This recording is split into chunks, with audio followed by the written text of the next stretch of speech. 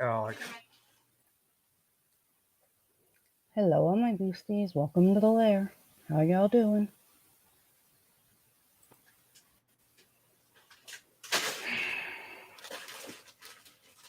Opal's lurking. Woohoo! Opal, I think I talked enough for both of us earlier on Snark Patrol. Oh, I need to mute myself. There we go. Quick as you can. I need to shut up now. Yes. Hey, Sod. Yay, Sod. Hey, Mayor Wrench McNome.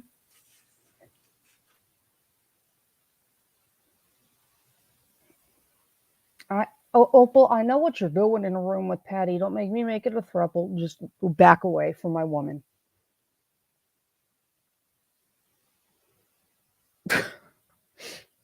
Hey, Cookie Mon. Hey, Sin. Hey, Sod.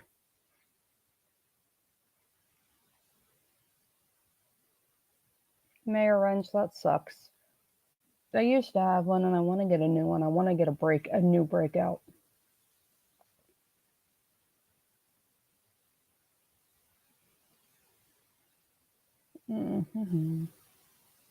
Let's see. Karaoke with Loki. No. There's not enough. No. I mean, there's like 3 songs I can do, and they're not ones you would think of, but that's about it. I don't even know Scarborough Fair. I have friends that are professional singers. I use them for that stuff.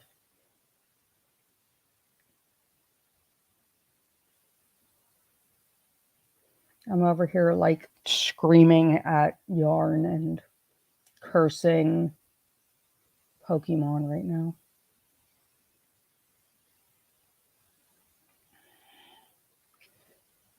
Yeah. It is. Mm-mm. Mm-mm. Wait, what? I'm Hope Patty. What, Opal? Opal, are you drunk? Croc? What? Opal Help. Opal is not inclined towards drunkenness. Read the comment.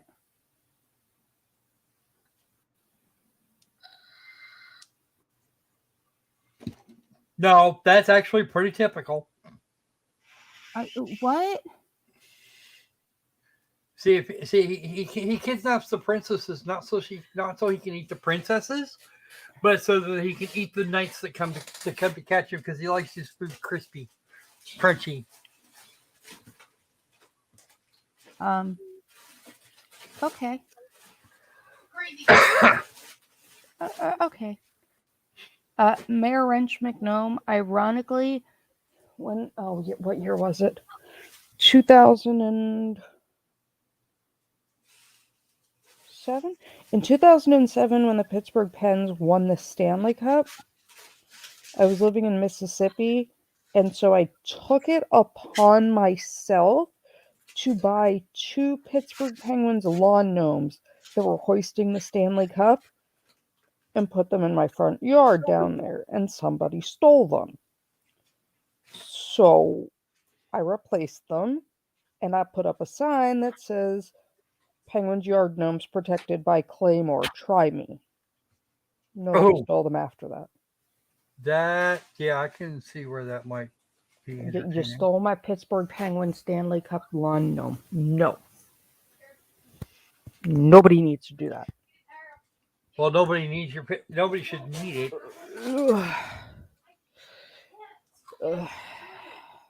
So, how are all my loves doing today?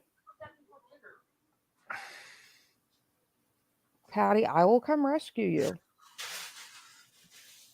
Opal won't like that one as much. You don't tend to wear the right kind of armor. I don't? Nope. Oh, darn. I'm still rescuing Patty.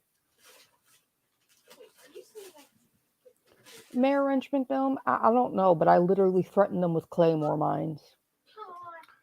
And we were right by the Navy CB base where they have all of those munitions. So, as not a happy person. Put only food. I'm fairly okay without armor. I have a feeling I'm going to regret what I'm doing right now in a minute. And then Patty's going to laugh at me.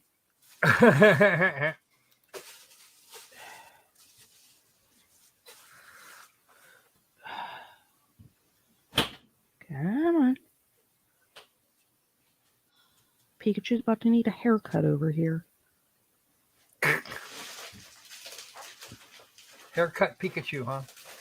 So, my best friend from college, and still best friend to this very day, taught me to crochet when we were in college.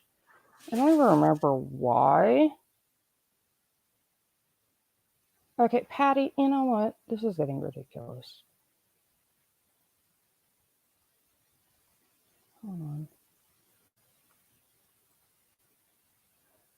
So she taught me to crochet, and when we went and bought the stuff,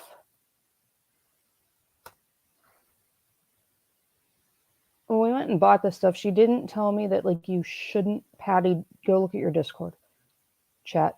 She didn't tell me that it's a bad idea to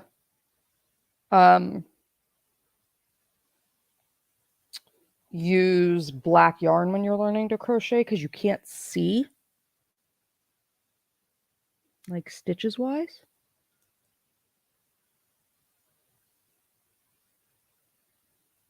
So that there was some frustration involved that day with that. Okay, I think that's the right one. And then I don't have the patience. Hold on. Okay, Patty. So yeah, she didn't tell me black yarn was like a bad idea. And then she didn't bother to tell me what?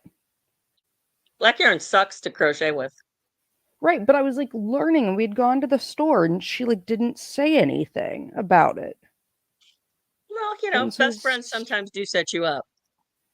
No, she's just an idiot savant when it comes to freaking crocheting. Her grandmother is like off the boat from Italy. She's fluent in Italian kind of thing. And I have to find my phone. Okay.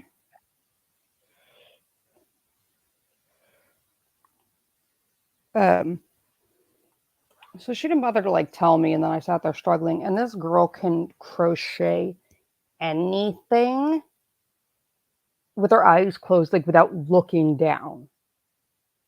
Well, that's just rude. You know, like she just does it and like doesn't have to look down. And she's like, it's easy. And like you have me over here who's like, you're lucky I can figure out a chain stitch right now, okay? And so then she started this mantra. And yes, I know crocheting is a strange topic, but you'll understand in a minute. And she used to go around through, pull through, around through two, around through two. And I hear it in my head every time I try to crochet. And like I actually got somewhat decent at it.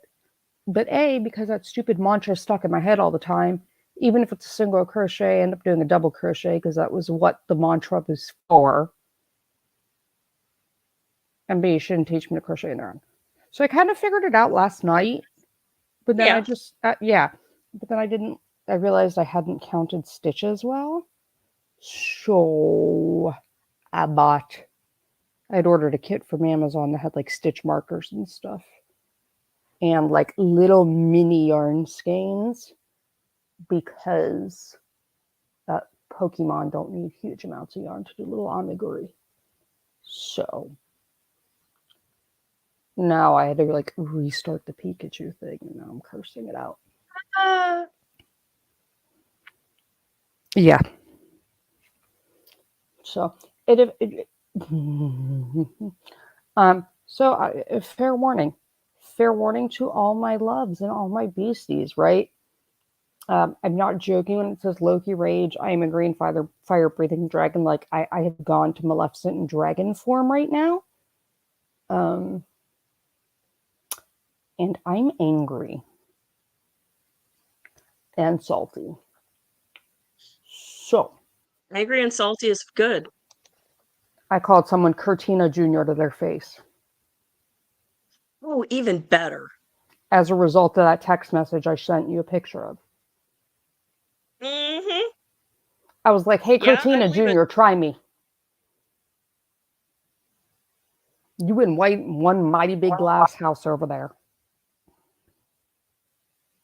Yeah, Fractals there's been some stone throwing of late too, if I remember correctly. What do you mean? The people that are living in the glass houses, they've been throwing stones. Other than today? Well, that's been going on for a while now. They were throwing stones at me? No. Just in general. Oh. No, they just throw stones at each other. They like throwing shade. You'll have to explain later. Yeah, I was not thrilled with their response. And then I got like the Wall-O text apology message back. And I literally wrote, shut it, Curtina Jr. So, no, nope. Yeah, so we're going to have like, game last night was a blast. Okay, which one of the ones was a blast? We can play them again tonight. Playing games last night. Yes, I know, but I'm saying we can play some of those games again. But I was also going to say, I have been sent several videos, like YouTube videos, of people saying that these are the only guns women should be able to carry, or like women are only capable of these guns and yeah. And people are like, what do you think? And I was like, if you're trying to watch me like lose my shit, keep watching. She'll lose her shit.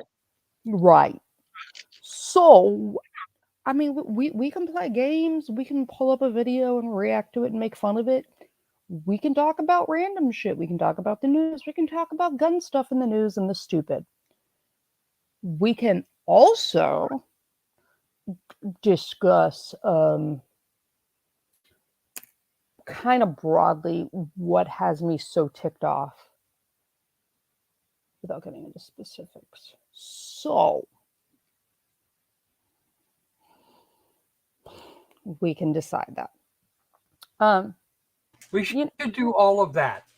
Okay, we can do all of that. My... Well, Croco, if you want to mute yourself, go look on YouTube and just find one of the like best guns for women to carry thing and pick one. I'll react to it, but stand by one. So Mara McGrunch liked the trivia and the quiplash. Okay, we can go back to that. So back to my thing, and this isn't going to be my normal stream, which is cool, but I'm angry. I'm big mad, in the words of a tiny human. And I'm taking Mean John off the text for a second, off the screen. Look, I said this at the beginning of the channel, and I kind of got away from saying this because my beasties are great. My beasties, for the most part, know how to handle themselves and behave themselves. But do not, I repeat, do not come up here in my chat, especially if I have had a guest, and make fun of their intellect or education and act superior and talk down to them. Or type comments that are punching down. Or the rest of us. So, I'm gonna say this.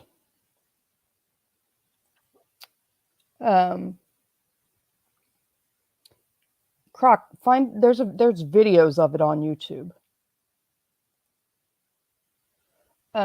Yeah, I know. I'm gonna get there. That's just that's fine. Okay. So I'm going to say this, and I hope that I don't have to say this multiple times. If you talk down to my guests or to other people and make fun of their intellect, lack thereof, education, skills, and lack thereof, because you're being a brat, I will smack you down. What we're not going to do is come up in here in a lair and be like, well, you didn't go to college for that, or you apparently don't have the intellectual knowledge of this subject to be able to comment. Because you come up in here and say that, and I'm going to teach you what kind of intellect you actually have. And we're going to do some learning.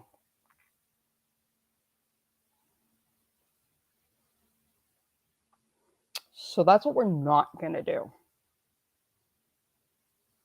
What we're also not going to do is sit here and have a pity party for ourselves when we got ourselves into the mess we're in.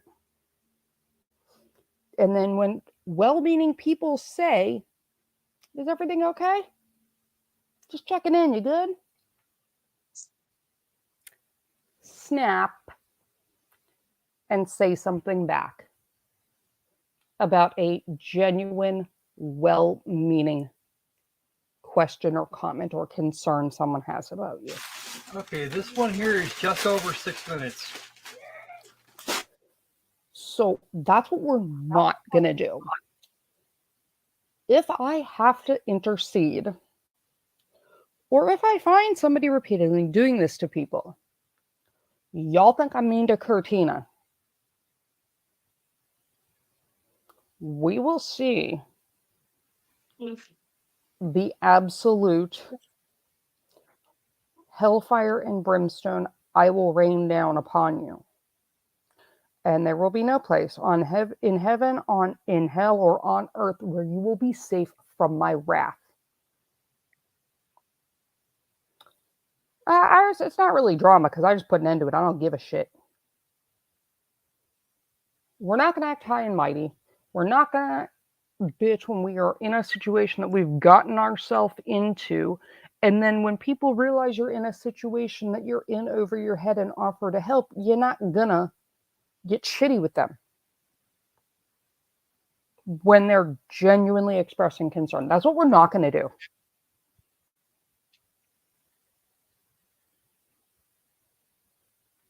So, that's what we're not going to do.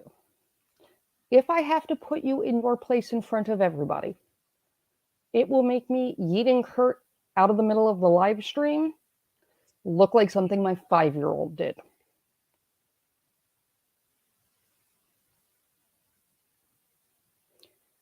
I do not appreciate. Well, there's absolutely no reason for the commentary that was happening. None. It was rude. And I don't appreciate it. You're right. But it's the Dunning-Kruger effect. To come up in here and onto my channel and say, well, they obviously don't have a high enough level grasp of X to comment or whatever. Sweetheart, check yourself before I wreck you.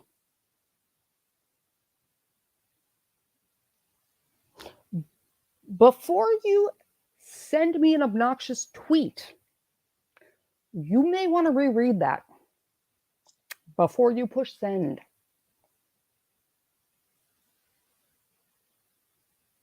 Everyone, this was something that happened in the chat. I saw it happening, and it was pretty rude. It may have gone by, but it's one of those be humble, don't be a know-it-all moments. You know? It really is. And following up with the obnoxious tweets and then being a jerk, it's just not cool. We I all did know what not. happens when Katrina acted up. Yeet. Goodbye. Right. But that eating will look something like a tiny human did when I get through with people. Because, like I have said, this is a place where we can ask questions. This is a place where the only people that we troll are people that damn well deserve it, or when it's good natured and everything is having fun. Do not troll my guests. Oh no, me and John, no one went after me. They're too no. Trust me, the last person went after me, y'all saw me yeet him midstream. And he only had 300 viewers daily during the Murdaugh trial. If you think I will not rain down hell on Our everybody. TV and the LawTube channel had more viewers than he did. I'm just saying. Hey, Memento Mori. You can ask questions. And hey, Memento. Hi, Maury. Missed you. I haven't seen you in forever. Again, we all start somewhere. So, me and John, it's come up several times that I have several Lair members who I adore. I still adore them, but they just need a reality check. That when you start challenging things and prove the Dunning-Kruger effect, and you are called out on it, we probably should not keep going down that road, because you will be excused. I will embarrass you. So, Hi, Kel. Hey, Kel. It ticks me off. Oh, well, you're good. No, just Kel, me just being pissed off. There's a thing for you. There is a list and 2 videos for you. Okay, hold on. It pisses me off when somebody that was a guest on the channel comes back to me, and someone I consider a friend, and is like, hey, this person was being really rude to me in chat.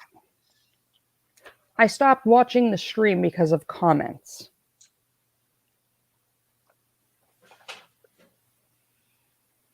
That's what we're not going to do.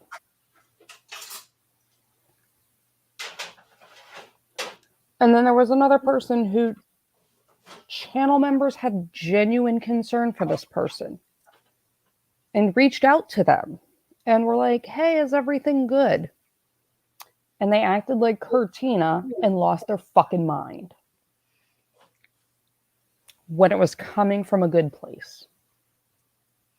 You got yourself into this. Do not act like you have the hardest life in the world. You created your own drama and your own situation.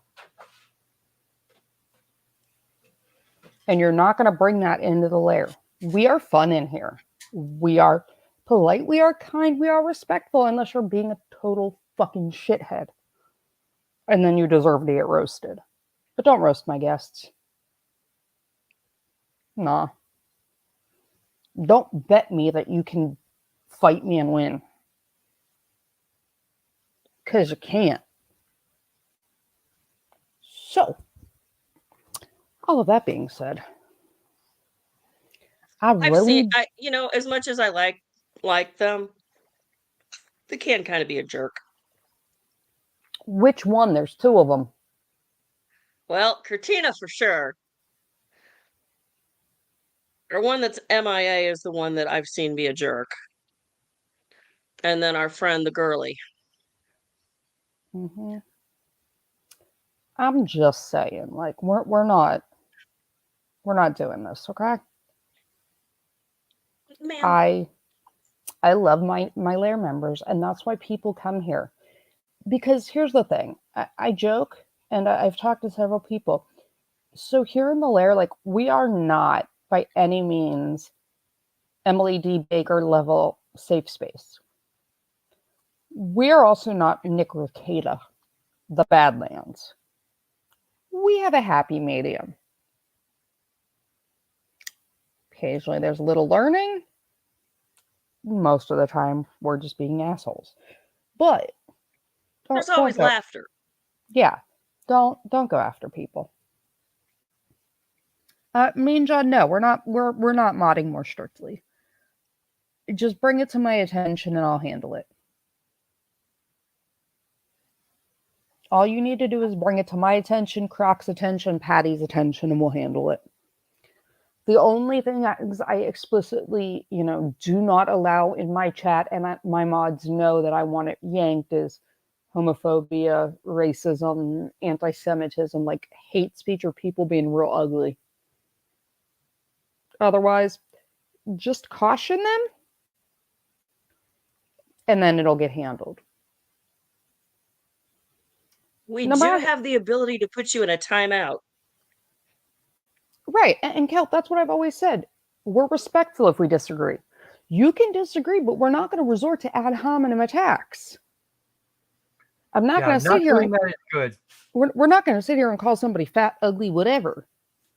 Like, we're not going to do this.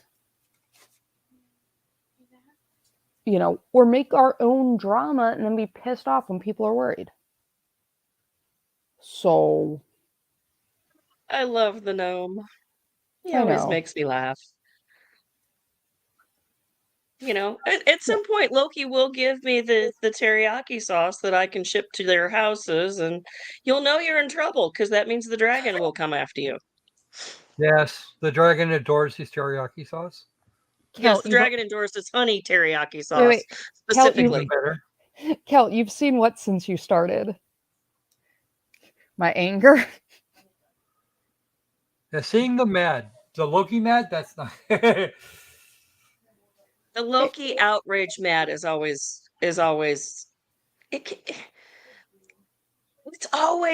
on a specific subject, and she's like a superhero because she's always defending somebody who's truly been wronged, or she's laughing at them because they're stupid.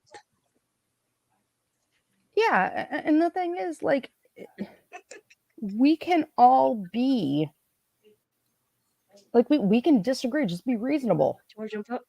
Somebody's, like, sex life or what they look like has absolutely nothing to do with their knowledge about guns. Or anything else for that matter. Or anything else other than that. Like, and we're not going to just sit there and punch down. Because that's why I started this channel, because I got sick of being on GunTube and people being, oh my god.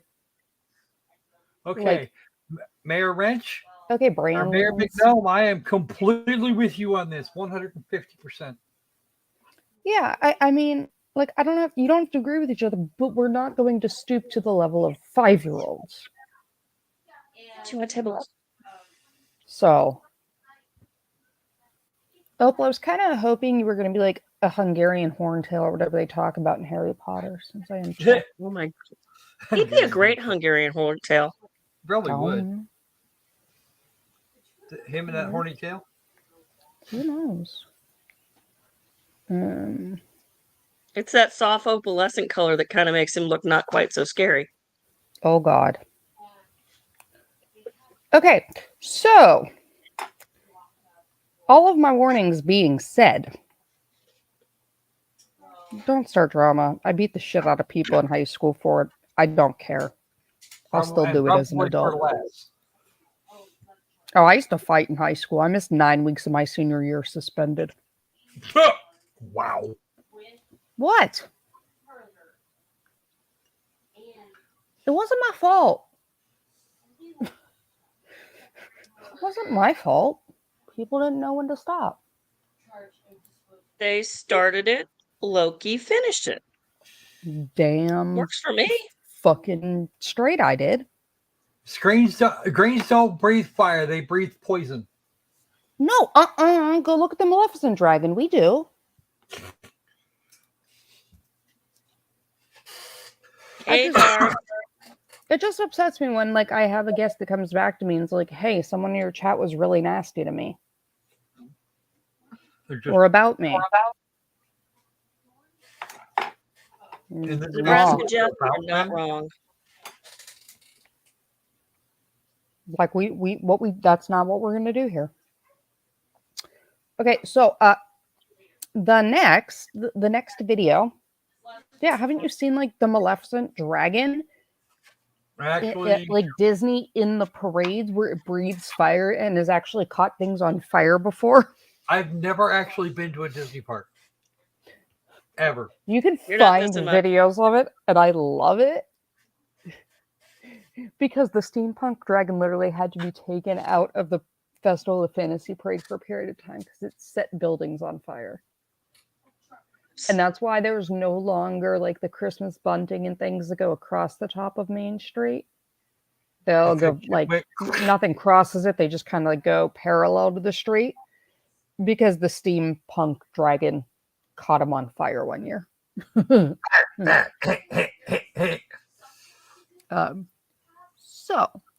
So I have asked Croco, and Croco has obliged and found one. You found a couple. So, if we are all going to amuse ourselves, let's look at what these absolute gun experts say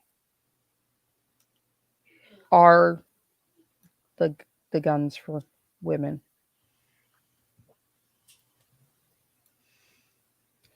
Because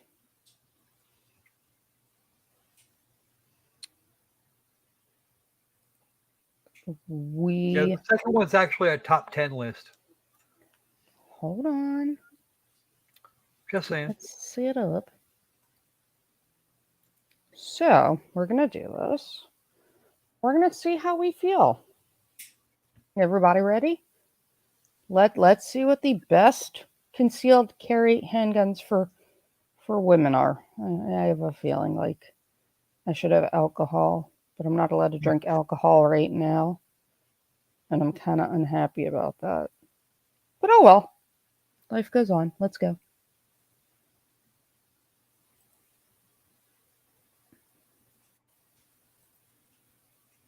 Croc. Lord, save us all. Yeah. Hey guys, this one's from Nagger. My friend Kayla. She has some great questions about concealed carry options for women. So we jotted down. Okay. Are they 12? That looks like it. Why do we look like we're 12? We don't even look like we are old enough to own one.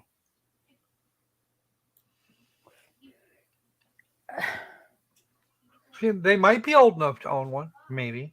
My friend wants to know and has good questions. That's not starting out well. This is not going to end well. Oh, this is going to be painful. Okay. Well, you asked. I know. You asked, I delivered. We're fine. It was this, or I called Cortina Jr. out by name and lost my shit publicly, so. Yeah, well, hey.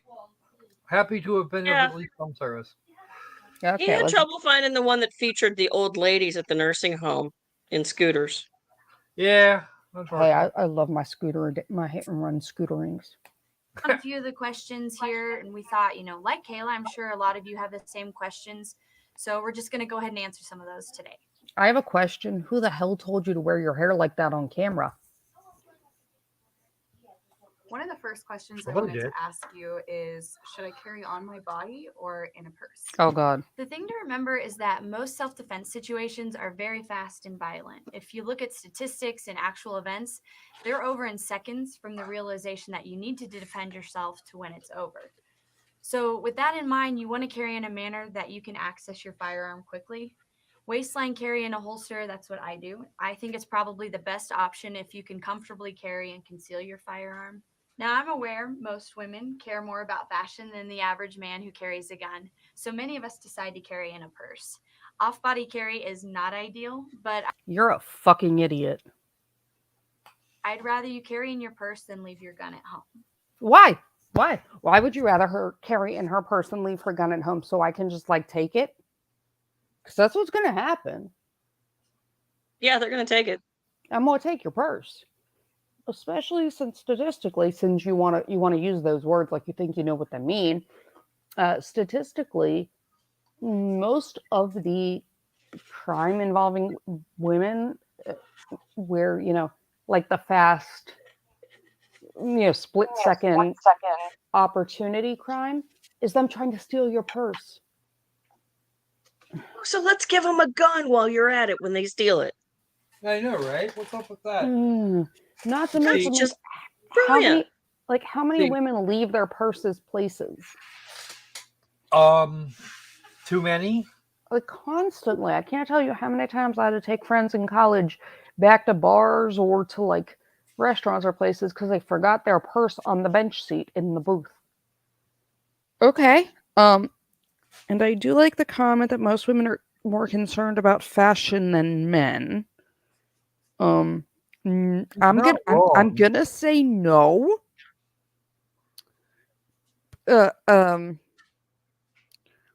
Because I know quite a few men that care more about fashion than I ever will. So do Well, I. there is that. Just saying. Okay, so okay, you know who these two remind me of? Like, and I get they're not these people because they're on this gun thing. These two remind me of Paid actors? No, those two religious chicks that are like, how to wear makeup in a God-honoring manner. Oh, jeez. You know what I'm talking about? Yes, I know exactly the type of creature you're talking about. What was the other one? Oh, by the way, ladies, if you're going to carry a purse, if you've got a nice long strap on it, either wrap it around your wrist real good with some sort of a tie or across your body. That'll make it a lot more difficult for some guy just to come through, snatch it, and try and haul ass because they're going to have to haul you with it. No, I mean, like, that's not even it. There's a reason they tell you in other countries not to carry a purse because of pickpockets. If they stick their hand in there and yank, whatever. Do you recommend a purse that's specifically designed for concealed carrying, or will any old bag do?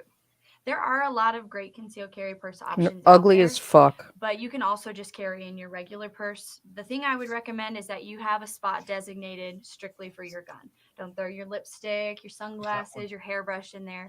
You want to be able to reach in and grab your gun every time. Okay. Patty? What? Maybe Iris? I don't know. I don't carry many purses, but the one can I turn the volume up? Yeah, Mayor Wrench, I can. But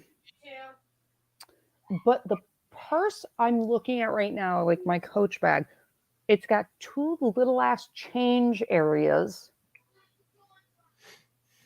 and like, a little zipper. There's like one main compartment. So it's only big enough to hold the butt gun. Got it. No, it's not. It's like a Coach like little satchel-y bag. But okay. Are you going to? She says, don't put anything else in it. So you're gonna carry a purse with just a gun in it, because the little other pockets there ain't room for shit. Well, I mean, typically the handbag that I carry is a laptop case. So if I'm concealed carrying, it's going to be on my waist. It's not going to be in the purse. And last time I checked, if you do your hair and you do it correctly, you don't need a brush in your purse. Stick, maybe powder, your wallet. Put a brush. Like you're going to grab out your brush and go, be nice to me or I'll style your hair. Mayor Wrench, find the link for that. I want to see that one. I just... like, that's not realistic. And the majority of the quote-unquote concealed carry purses have like a Velcro vertical opening that you can like pull out and draw through, not having to go through like the top. But most of them are like those stupid ass leggings, and they have some kind of branding that tells everybody you're using it for concealed carry. Yes, they do. Y'all are fucking. So does Hi, that J. mean that I Michael. should get a smaller gun like this or a full-size gun? So if you're going to carry in your purse, carry a proper gun. There is absolutely no need to carry a tiny pistol if you're going to put it in your purse. You know, get a decent sized gun that's easier to shoot. It's more accurate. One of my biggest pet peeves is when women are going to carry in a purse and they grab a tiny pocket pistol. You know, if I'm being honest, most of us carry bags big enough one of these guys would fit in there. What are your thoughts She's on not wrong. revolvers? I hear a lot of men telling me that I should get one of those guns. Yeah, you know, revolvers are great guns. They're reliable and simple, and there aren't a lot of things that can go wrong with them that pulling the trigger again won't fix. But the issues I have with revolvers, besides, you know, the obvious lower capacity and slower reloads, it's the fact that they deliver all the recoil back to the shooter. You know, with a semi-auto, it has an... Okay, well, physics, okay? Einstein. For every action, there's an equal and opposite reaction. I know this is a tough concept, sweetheart, but you won't technically have the same amount of recoil with a revolver that you do a semi-auto pistol. The only difference is, you know, recoil springs, but they have the same amount of recoil. Revolvers tend to weigh more than the POS Glock or micro pistols you're showing, and that absorbs plenty of the recoil. I mean, I have, you know, a 44 Magnum, like, you know, the desert, like the, what's my tag? The Dirty Harry. I have a 357 mag revolver. It's, okay. Don't carry a pocket pistol. Okay. You don't look like you're old enough to have a concealed carry permit, let alone. action, and They much honestly of the look like recoil goes into actors. operating that action. Whereas with a revolver, all that recoil is fed right back to you. It is with I've every actually weapon, noticed idiot. that. And also with revolvers, I've noticed they have a really long and heavy trigger pull. Is that something you've experienced? Yeah, absolutely. So No, it is not revolvers. The trigger pull length is single action versus double. Is it a single action only, double action only, or is it an SAD? And you know, SADA. That's your trigger pull length. It has nothing to do with the fact that it's a revolver. Okay. Thanks.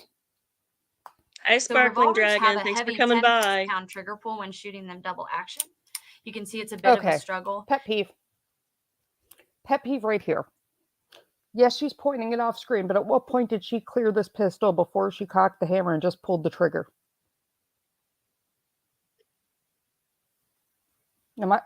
She didn't. Let's go back. I think make sure I'm not seeing things. Is that something you've That's experienced? fucking pathetic. Yeah, absolutely. So revolvers have a heavy 10+ pound trigger pull when shooting them double action.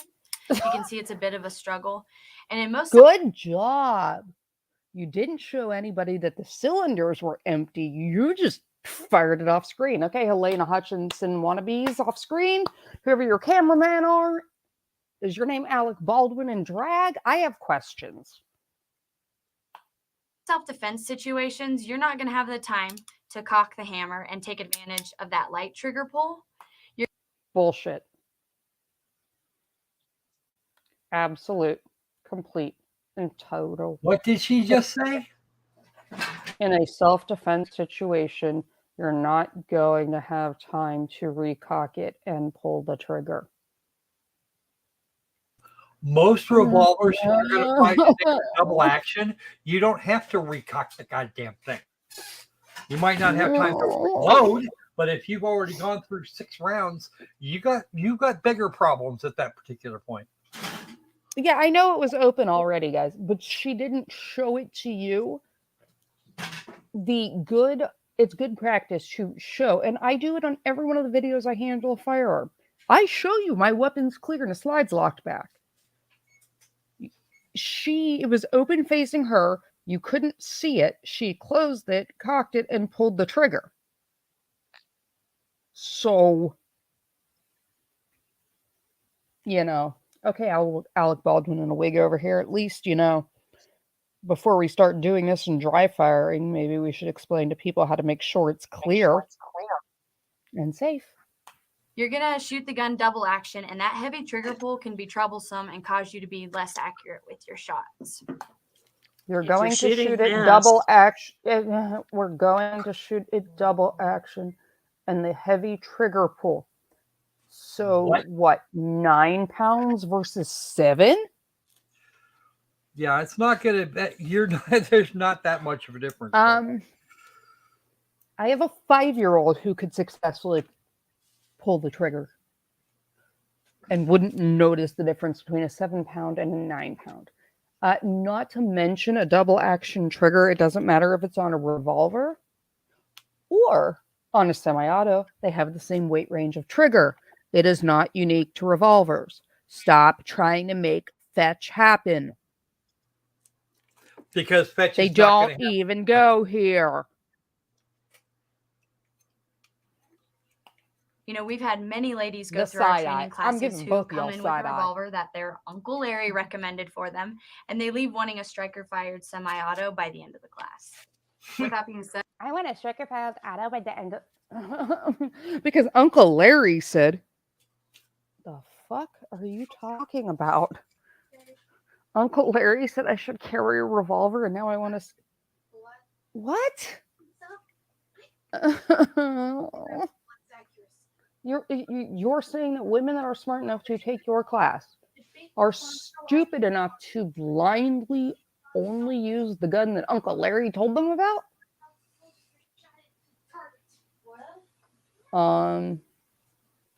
I think maybe we should not teach handgun classes to 5-year-olds.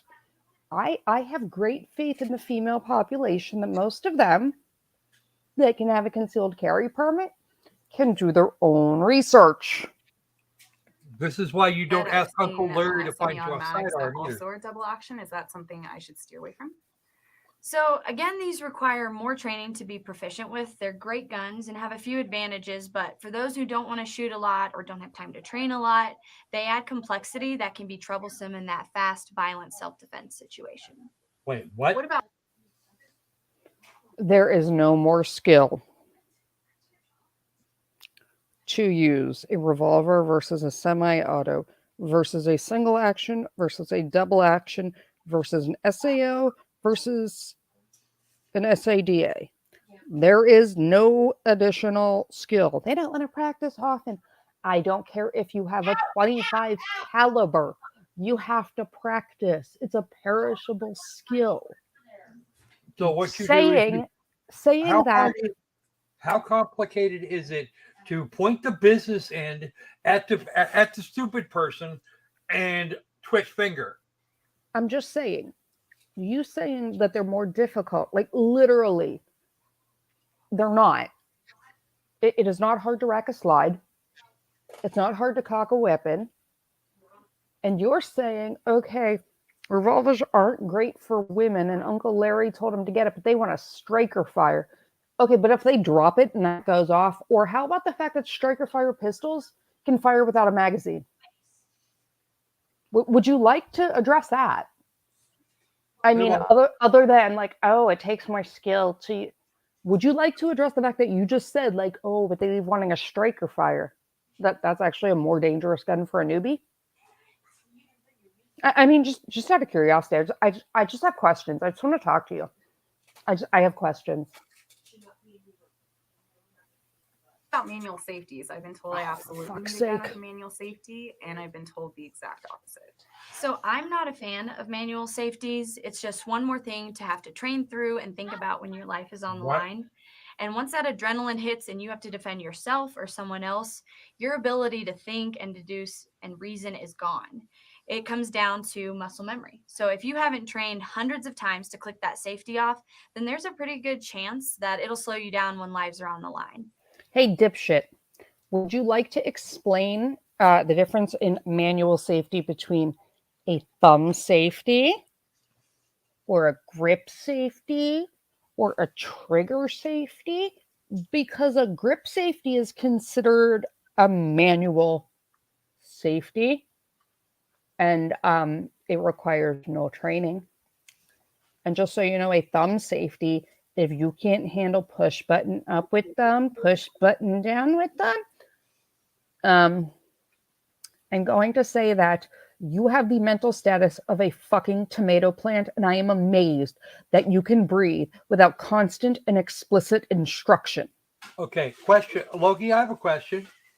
Why is there now a whole horde of tomato plants approaching my back door demanding your head? They're going to sue the shit out of you for comparing them to this lady. Can't make a safe.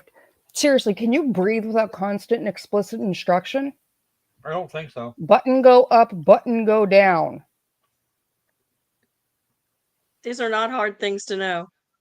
Or even the ones where you can just push the button. But then I prefer to carry ready to fire. So I mean, you can carry cocked in lock condition 1, but regardless, if it has a beaver tail grip safety, you're good. Mm-hmm. But Alexis Baldwina over here, I'm going to push them into a gun that can fire without a properly seated magazine that they think is clear. That could potentially go off when they drop it. Or, you know what, even better, because you were like, hey, revolver bad, striker fire good. When they drop that purse on the ground that you're telling them they can have their gun in, how's that going to go? I have questions. I just want to talk. I have questions.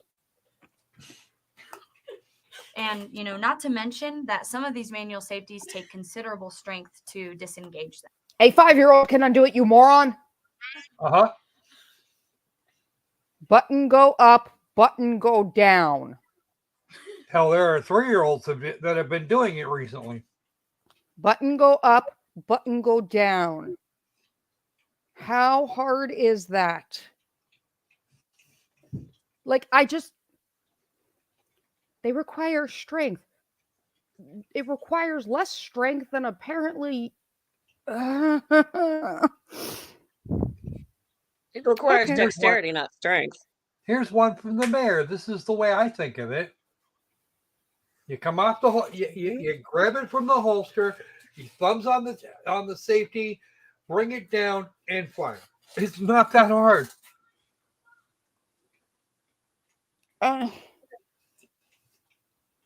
But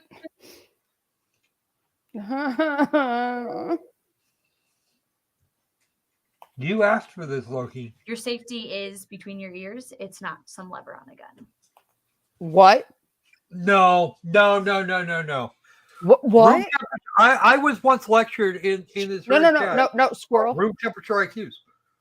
Squirrel. Hold on. What? Patty, I need another female to confirm that she just said what I think she said.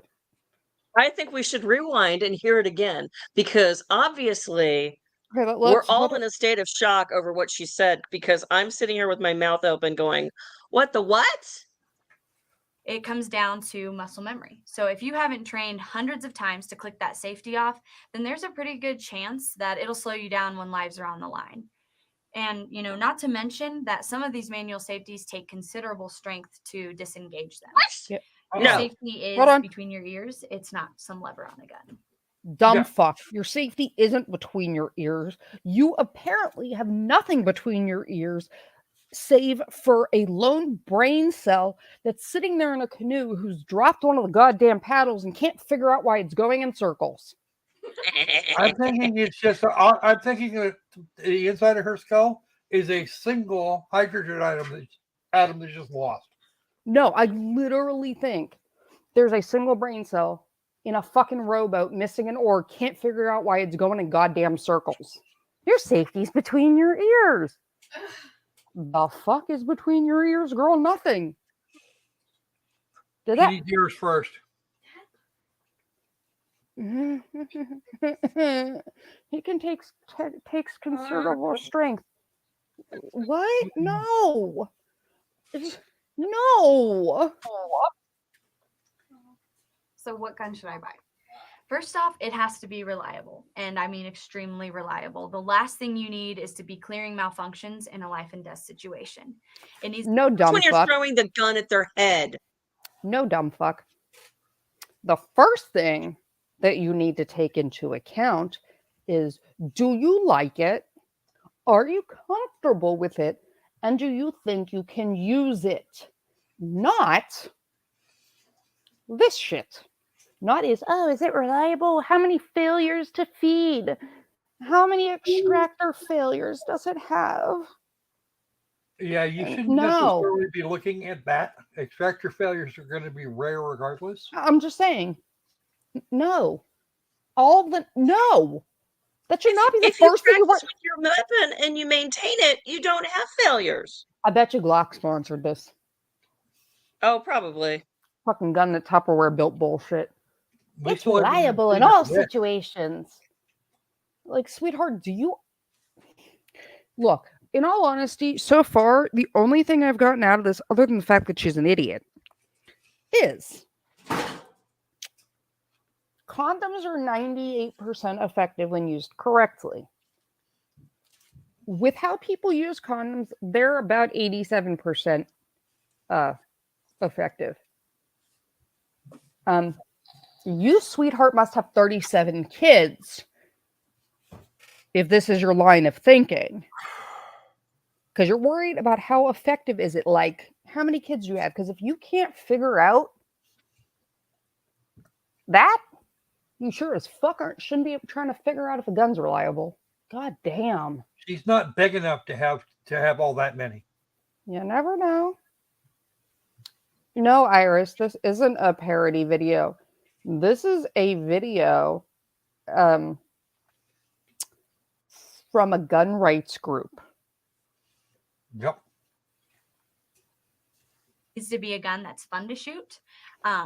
No. All guns If are fun to shoot, honey. If I am trying, okay. Well, given her, We like okay, hold on. guns here. Given her predilection for saying it should be fun, maybe you need to call someone and get a butt gun. Because if your concern is if it's fun, that I'm guessing is more up your alley. But if you're telling me I should choose my carry weapon based on it being fun to shoot, I don't know what kind of bag I can put a Barrett in. You told me my criteria is fun, not anything else. Okay. You know, if you don't enjoy shooting it, you're not going to want to carry it. I personally prefer striker fired semi-auto 9mm. You know, I carry a Glock 43. I love to shoot it. Called it. But there are tons of great options out there from many reputable dealers. There's Glock, Springfield Armory, Smith & Wesson, H&K, and so on. What about racking the slide? I have really small, weak hands, and that's something I'm really worried about. What?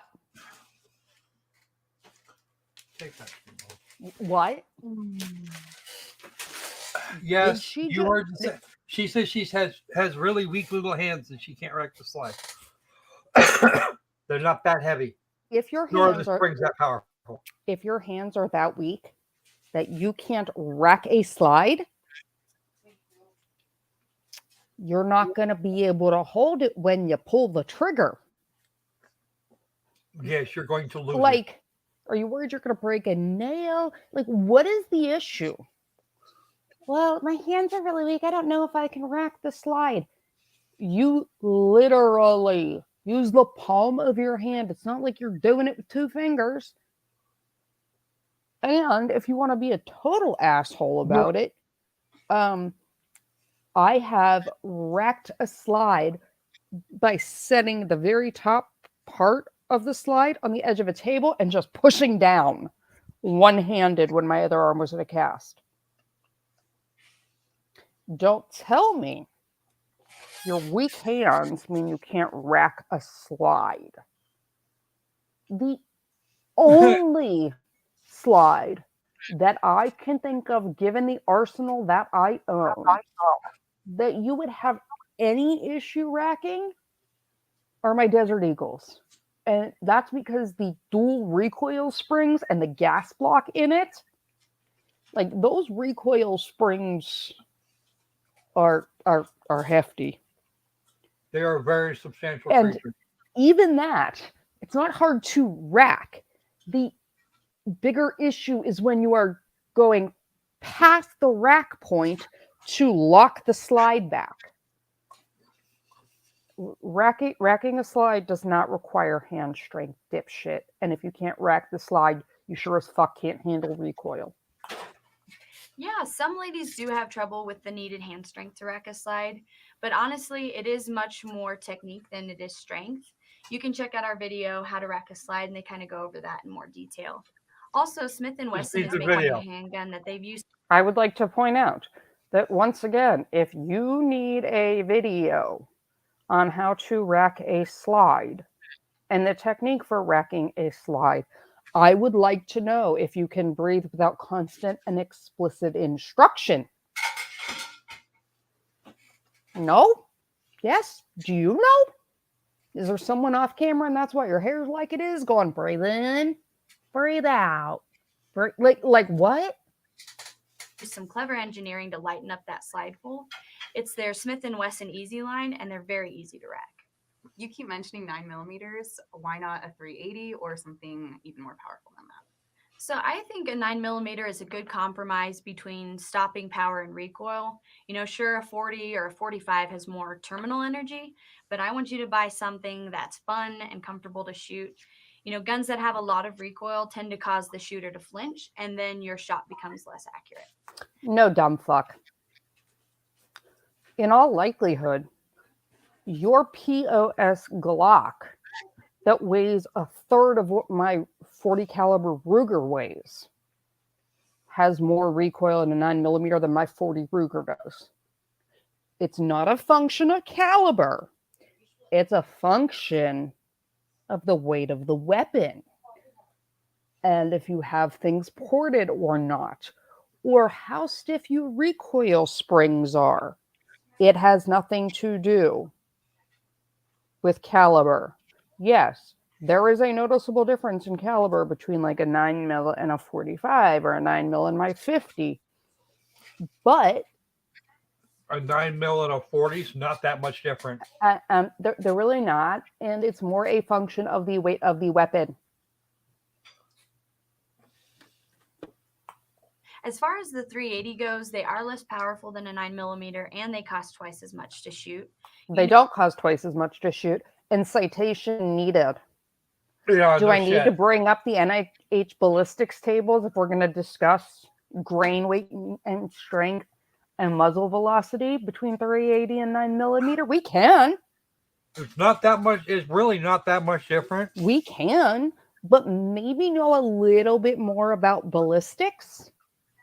She's an actress. She doesn't know shit except for how to brush her hair. She doesn't even know that. Look at her part. This one can't even part her hair straight. Maybe that's why she needs to carry a hairbrush in her purse along with her gun. You know, we shoot a lot around here, and 9mm ammo is about half the price of a 380. Well, Miranda, thank you for... Okay, what? Miranda, hold on. Factory. You get it in bulk discount, whatever. Citation fucking needed. Hold on. No. Hold on. Yeah, I missed something here. Hold on. So did she. Yeah. Anything that's in between her fucking head. Yeah, she missed the train. She missed the picnic. It's her extra lung. She missed the burrito and her combination platter. Okay, let's see. A 9mm box of 9mm, $16.99. No, it's 115 grain FMJ. That sounds about right. Hold on. Same number of rounds. Okay, make sure you split that with your brother. Okay, so there's a difference.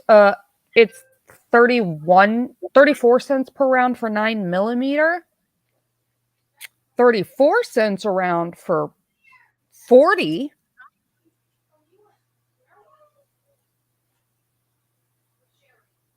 $3.80 is 40 cents a round. So how is that twice the price? It's not. 8 cents isn't twice the price, sweetheart. Okay. Sam, no. She is a brewery short of a 6-pack. Literally. You are like, it is twice as expensive to shoot. No, dipshit, it's 7 cents different. Yep. And only 7. a penny, and only a penny over the 40. What? Why? I'm sorry, honey. I want to know who you slept with for this job. Because if you're educating women, I'm in the wrong profession. Yeah, no shit. We need to chlorinate this gene pool over here.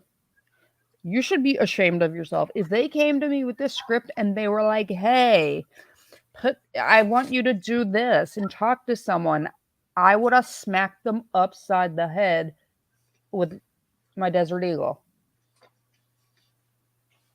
Knock some motherfucking sense into them. Because hot damn. For answering all my questions. I'm really looking forward to going out and buying my first concealed carry handgun. Yeah, make sure you choose your gun because it's what you like and you can shoot well. Don't go with something because Uncle Larry said it's the gun for you. Who is this Uncle Larry? Why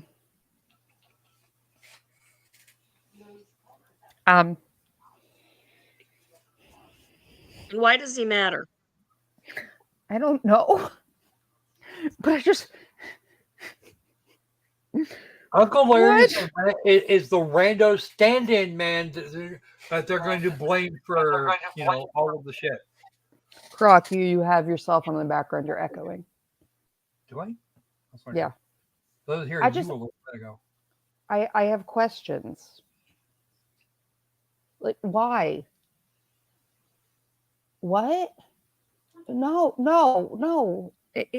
I can't rack the slide. Can you open a 20-ounce can of Pepsi?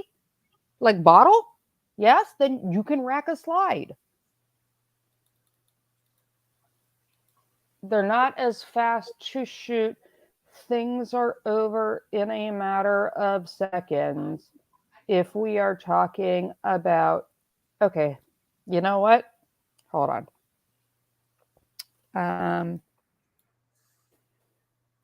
That's because there's a camera and she wants to look nice for it.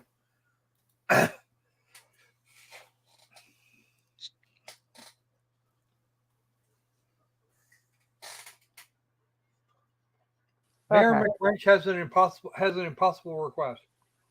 Okay, hold on one second.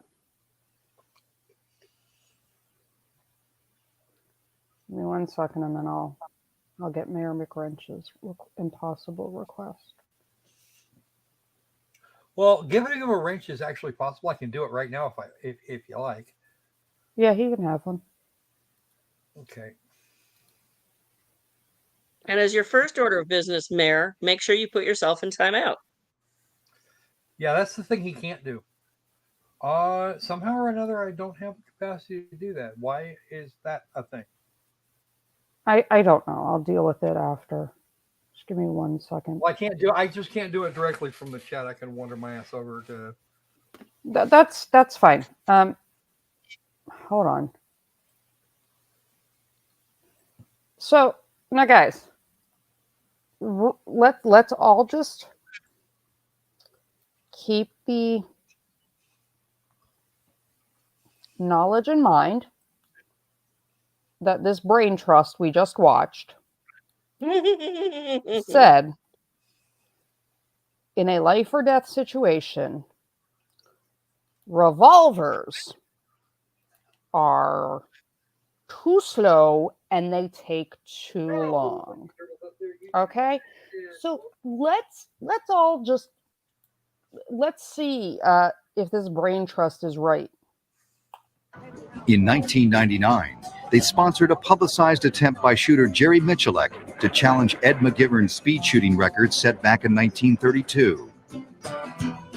Using a Smith & Wesson Performance Center-built 8-shot revolver, Michalek attempted to both outshoot McGivern and set 2 new world records. All right, you want to film this one? Yes, sir. And in 108-degree heat, I believe it was, down in Mississippi in front of a very supportive audience, he did it. I mean, he did 8 rounds in 1 second on 1 target. Shooter ready. Stand by. Okay, all right. He did 8 rounds on 4 targets in 1.06. And then he did the 6 shots, a reload, and 6 shots in 2.99 seconds. Stand by.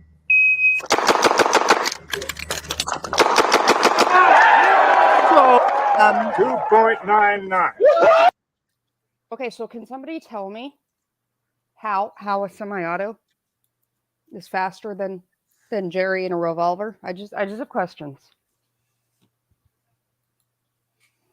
You won't have the time.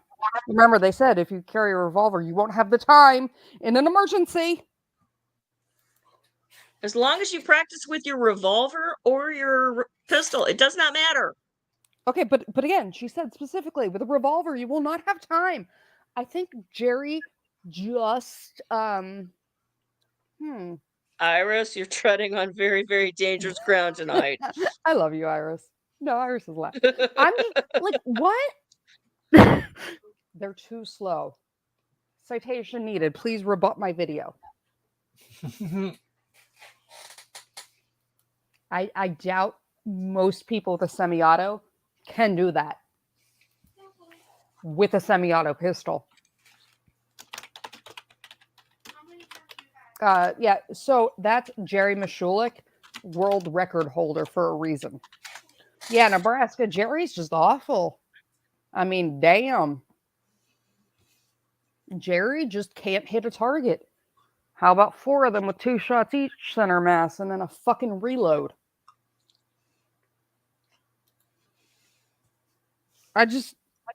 What?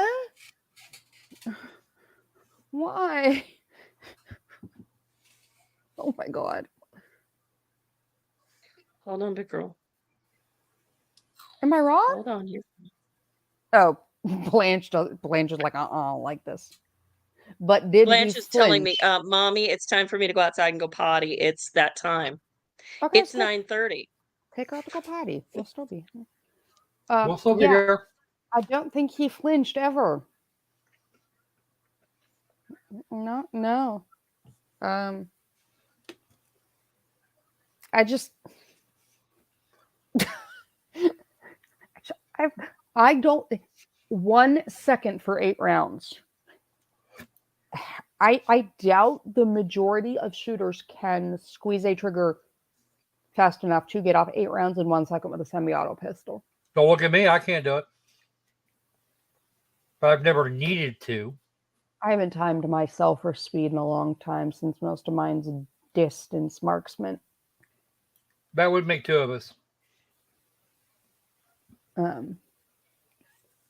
Even from Forgotten Weapons. Yeah, I mean, like, my distance shots are generally what I do, so I generally don't go for speed. But when I did do speed drills and competitions, yeah, it didn't really matter. But Jerry, but she just said you can't do it with a revolver when seconds matter. How many seconds do you need? He needed 1. 1.5, actually. No, not for the first one. Not when it was all in 1 target. It was 1.5 when we went to 2 in each of the 4 targets. And it was 2 seconds when we did 6 with a reload and 6 more. He had a total of 3 seconds. But yeah, he's looking at yeah, my guess would be it took him about 1.5 seconds to reload. Mind you, that's a guesstimate. Sparkling Dragon. Enjoy dinner. I'm glad we crack you up, Sparkling Dragon. We love having you here, and we can't wait to see you back. Yes. I hear you. I hear you, and I see you. You're beautiful. She's still a dog, though. Okay, great.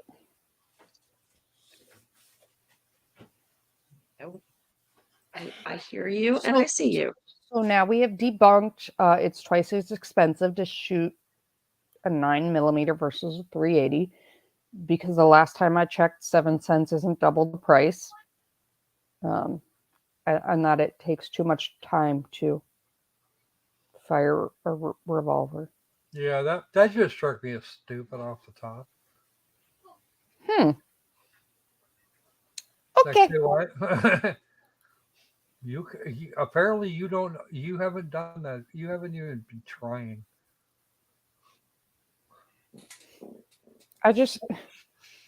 Sod, she should stick to a teen magazine. I agree. Let's see what else before I go.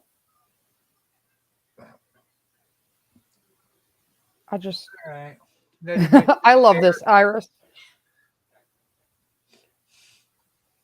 Yes, there is that.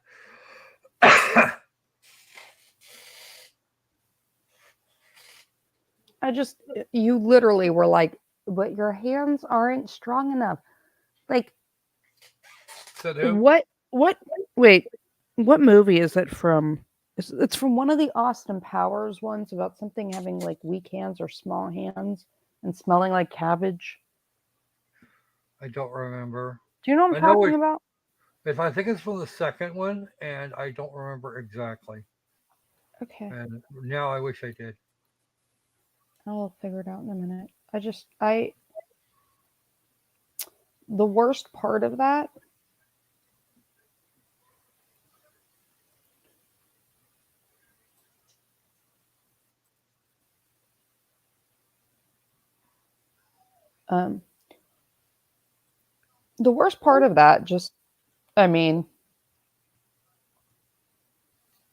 is it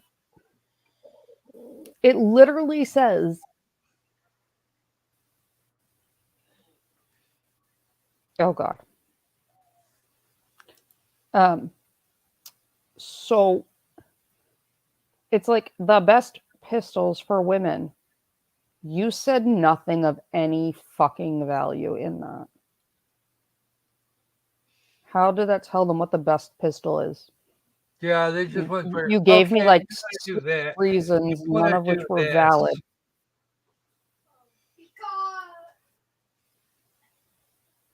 Okay.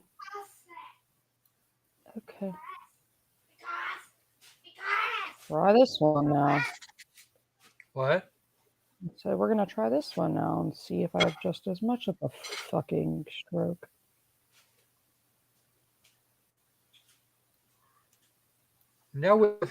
Hey, Demon. Now with extra stroke. We got another one here. This one's only 5.5. Hopefully it's slightly less painful than the Barbie twins. Yeah, well, I can't guarantee any. I guarantee nothing. I didn't actually pre-watch these, so I didn't pre-watch them. I'm not worried about that. I just have questions. Well, Jerry's not a semi-auto. It's an unfair comparison. Yeah, I mean, but according to them, nobody can shoot a revolver fast enough. Which is bullshit. Yes, we just proved that. On every level. Jerry. Okay, guys, let's see the 10 best new pistols for women.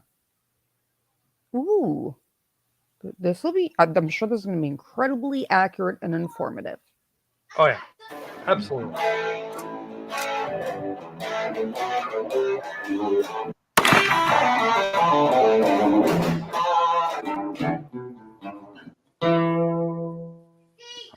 Every year in January, my wife and I travel to Las Vegas to check out all the new guns at SHOT Show. And since my wife is there, I always ask her, what do you think are the best guns? And every year we make a top list for women for that year of new guns. So this year, this is our top list of the new guns in 2020 for women in concealed carry. Number 1, the Sig Sauer P365 SAS. Now the P365 isn't new this year, but the SAS definitely is. SAS stands for SIG Anti-Snag, and that's exactly what this pistol is. But for my wife, the thing that she liked the most about the SIG P365 wasn't its anti-snag. It was an extreme small size, which all P365 have. But the SAS sights give you a quick sight acquisition that allows you to get on target quicker than ever before. Number 2, the Walther CCP-M2. We had the chance to shoot this Walther CCP-M2. It had undergone some major changes this year. Extremely accurate. And we found this to be one of the most accurate handguns we fired that day. Very accurate and very reliable. Now, of course, the Walther CCP-M2 is a striker-fired pistol without a manual safety, and it's something you might want to think about. Number 3, the Ruger LCP-2 in 22 LR. This has been a gun that we've had. If you carry a 22 LR as your daily carry weapon, you have bigger problems. In our family for a few months now, we're extremely impressed with the performance of this pistol. About as tiny as a deck of cards, holding 10+1 rounds of 22 LR, have a couple extra magazines. Now all of a sudden you have 30 rounds in the size no bigger than a wallet and a cell phone. So the Dumb shit, you're going to need 30 rounds of 22 to put somebody down. At all. Yeah, no, look at this thing in the guy's hands. I'm surprised it's not trying to eat him. But here's the thing. Not only do you need 30 rounds of 22, and you're going to have to do multiple reloads, but my man, all you're going to do is piss somebody off. And then they're going to either take it and pistol whip you with it, which would probably be more effective. Or shoot you with something else.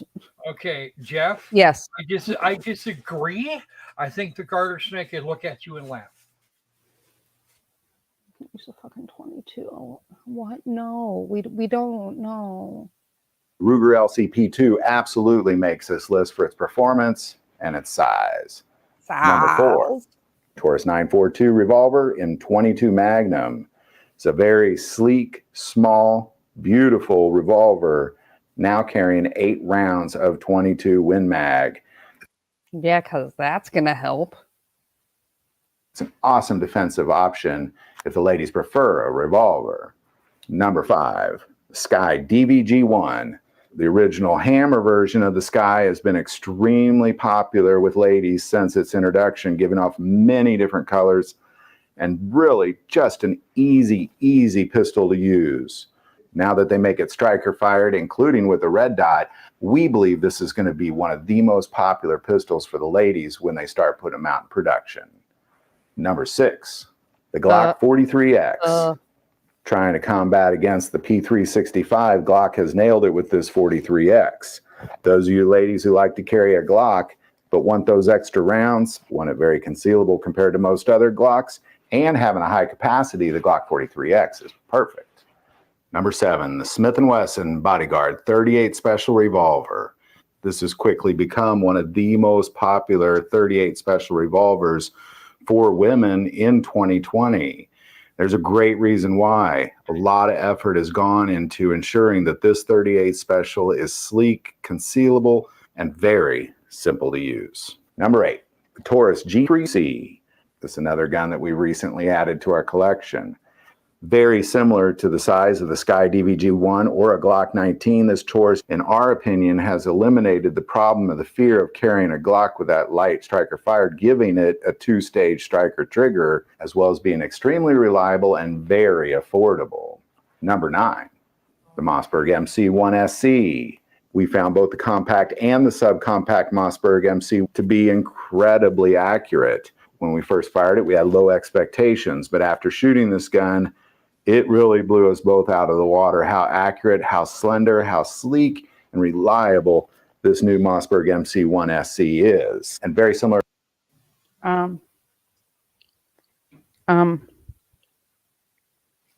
You have questions?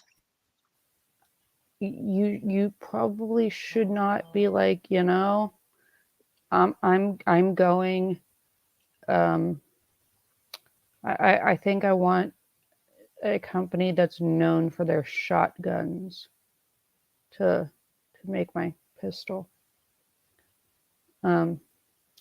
Not to mention, I don't know if you've noticed that in almost every demo, he gets bit by the slide.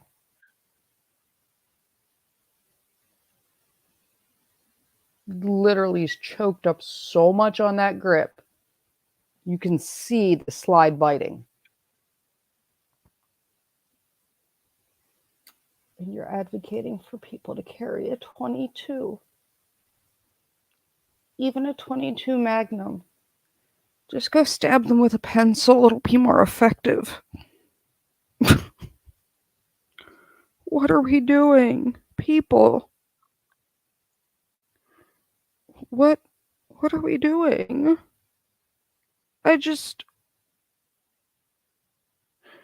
I literally am watching it bite you. And you think I'm going to buy this Mossberg for $514? Y'all on crack. To a lot of the other guns on this list, it is very affordable. And finally, number 10. Yeah, Foghorn Leghorn. Smith & Wesson M&P Shield 9 EZ. When Smith & Wesson introduced the Shield 380 EZ, it became very popular among women. Overall, the Shield pistol is the most popular pistol ever sold to women. Now that they make it in this very easy to use, very easy slide to rack, very little recoil version of the 9EZ, this quite possibly may be the most popular pistol among women, but only time will tell. So there you go. There's our top 10 list. Well, I'm glad that this lovely bearded lady can tell us so much about his favorite guns. Her, sorry. Dear, I've got a woman's gun. McCrunch. No, it's okay. I carry an MP Shield 40, so it's okay. But this lovely bearded lady right here is doing such a great job of telling us why she likes all of these guns. He makes a pretty lady. Excuse me.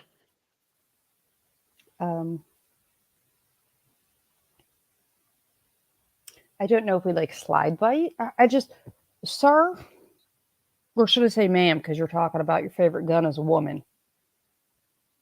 Yeah, Thomas, anytime we're sitting there talking about 38 Special, I'm singing that in my head because it made more sense than the shit coming out of his mouth.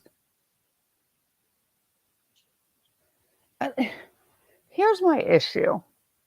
And I feel like this is something we need to explore more in the lair. Why, please, I want to know what the difference is that you feel for women has to be its own category.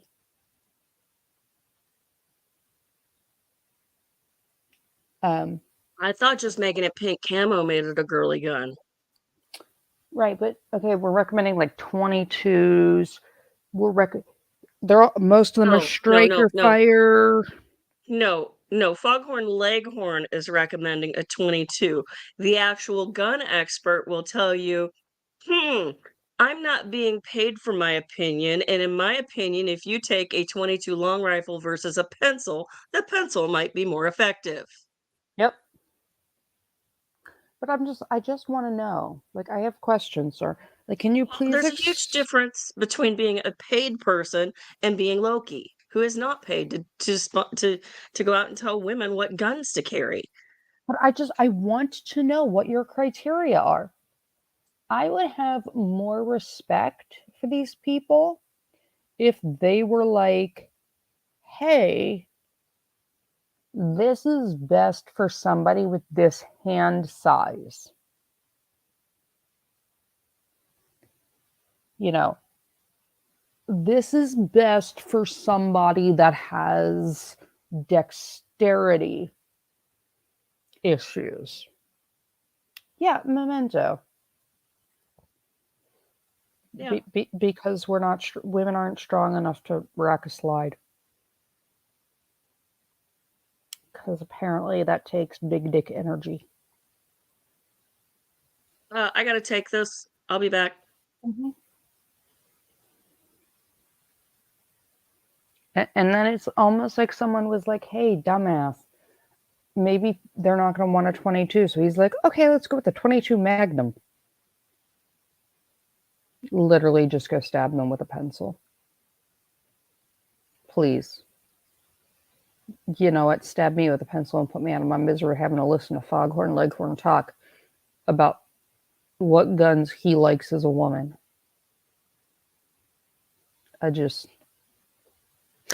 Okay.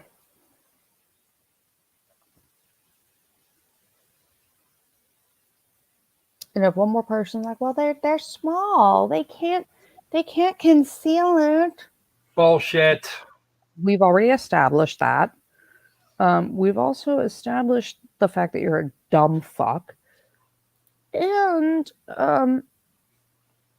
why are we not explaining that the caliber is not the important part? It is how much your gun weighs and if you're ported or compensated and what your recoil springs are.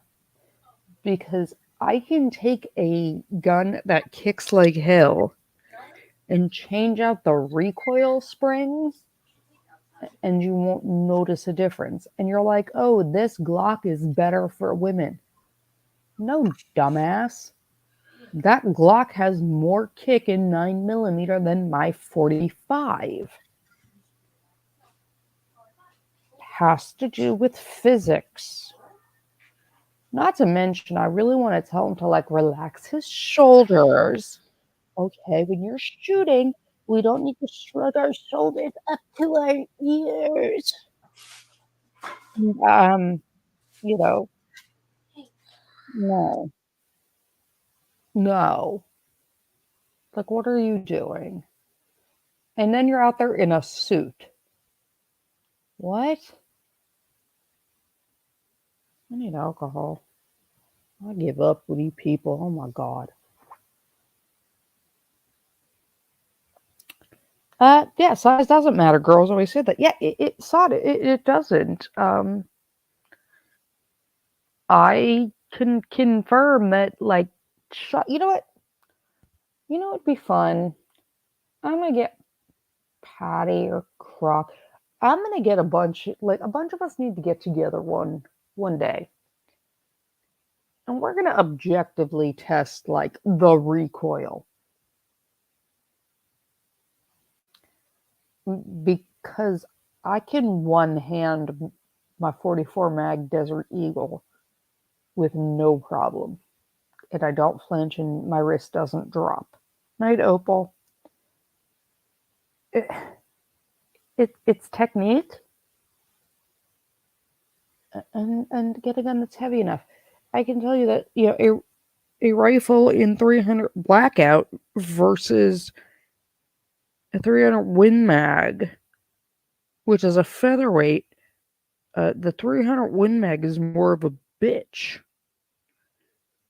Those featherweight 300 Win Mags actually broke my collarbone with one because of how much it kicks. And I can shoot much larger weapons than most without any issue. So it literally is the weight of the gun that matters, because physics and science. I don't know. No, you get a small, lightweight weapon, you're still going to get the same force out of the same round. Right, because that's not changing. That part's not changing. So if I take a 9mm that weighs, you know, half that weighs half of your that weighs, I don't know, the Browning 9s that we used in the field for a while. you're gonna feel it much more if you pick up a Glock, if you pick up a small Glock or something. Night, Opal. Night, Opal. Yes, Thomas, please. Sod length of the barrel is a big one for better accuracy.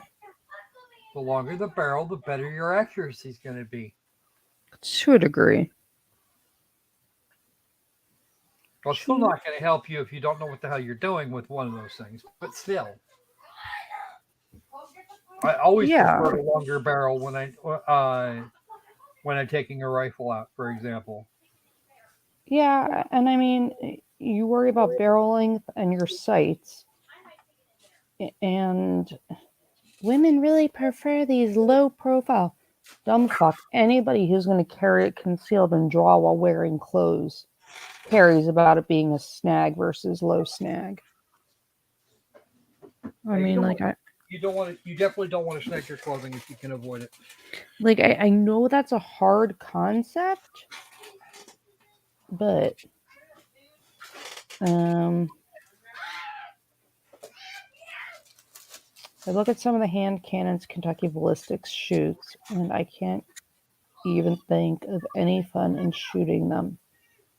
Hold on.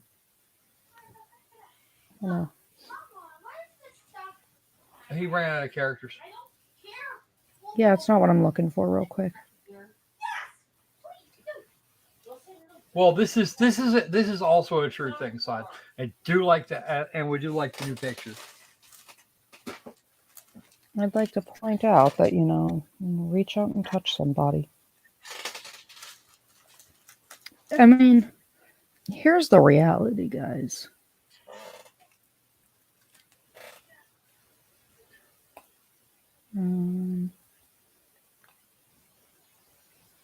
Let's see.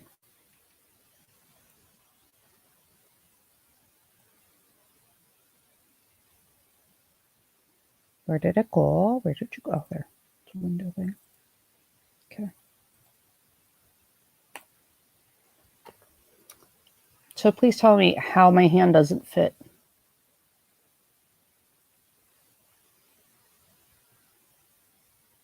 It does fit. We've seen this picture before. But that's what I'm saying. Women's hands don't fit. Women need little guns. Bullshit. I don't think I need a little gun. I think my hand fits beautifully right there between the beaver tail safety. My ring even looks pretty in that picture. Yep. Oh, that reminds me, my very first wife, she had hands half the size of mine, and she could still hold up my 1911. And she could fire it straight. So, I mean, this woman was 5'0". And and she might have, and on a bad day, she might have weighed as much as you do.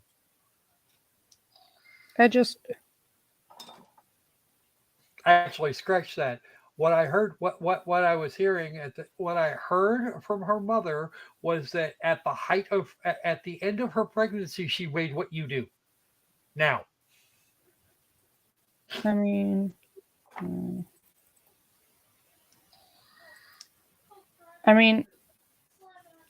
my hands aren't that big.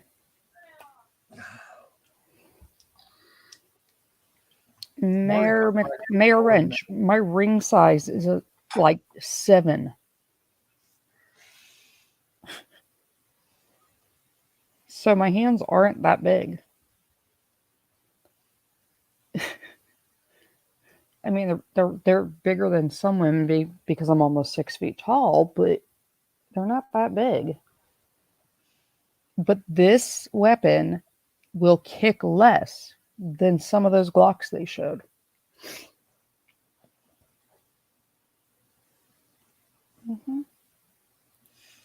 Because I know when I showed it this way, somebody was like, but your fingers don't totally meet, and whatever.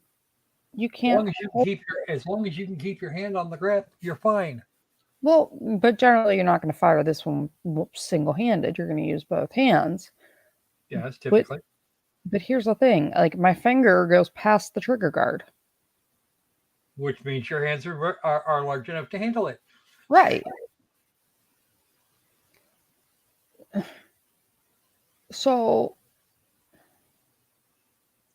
yes, that would be terrible. Terrible. I don't. I mean, and this one's I think this is my 44 mag. Let me look. Made in Israel. Look at the other picture of it. Fairly certain. Yeah, it's my 44 mag. Because the 50's not going to be, 50's not actually that much bigger in terms of frame. It's the exact same size. Only way you can tell them apart. Only way to tell the difference between the two. Yep, right there. 41/44. And I mean, if all else fails, you can just smack someone upside the head with it. Well, the Desert Eagle is always good for that. Shit, I might as well carry it in a purse if you ask the first two women. Just swing that Right. fucker at them. Well, that's when you grab the whole purse, you just swing it. That's what I'm saying. Hello, Anne. I think you're Anne. A. Hedinger. Hey, Hedinger. I We'll just call her Hetty. That'll be good. I just don't get it. Like, I don't think they get it. I can't.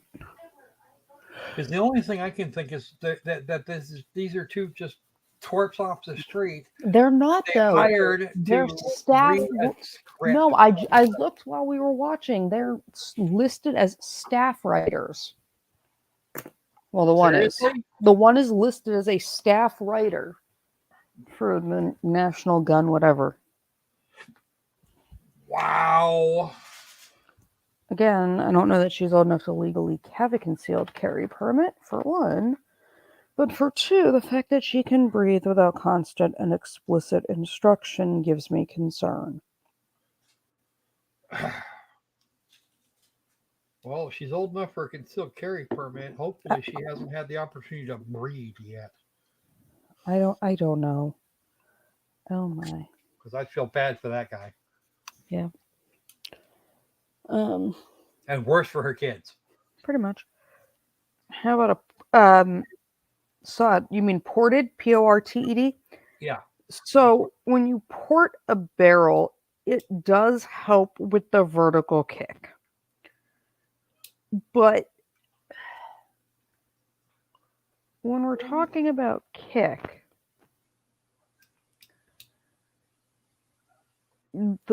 ported. So here's the thing.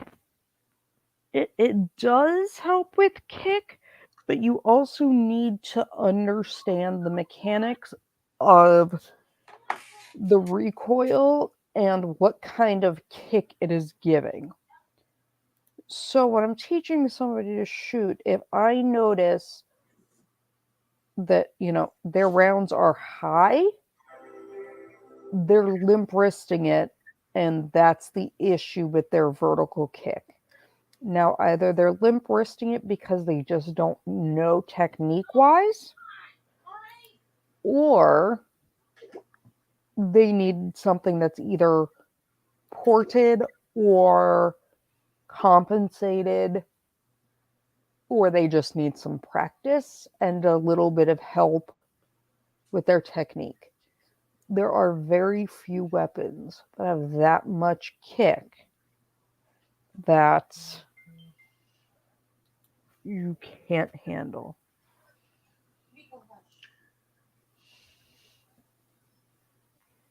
We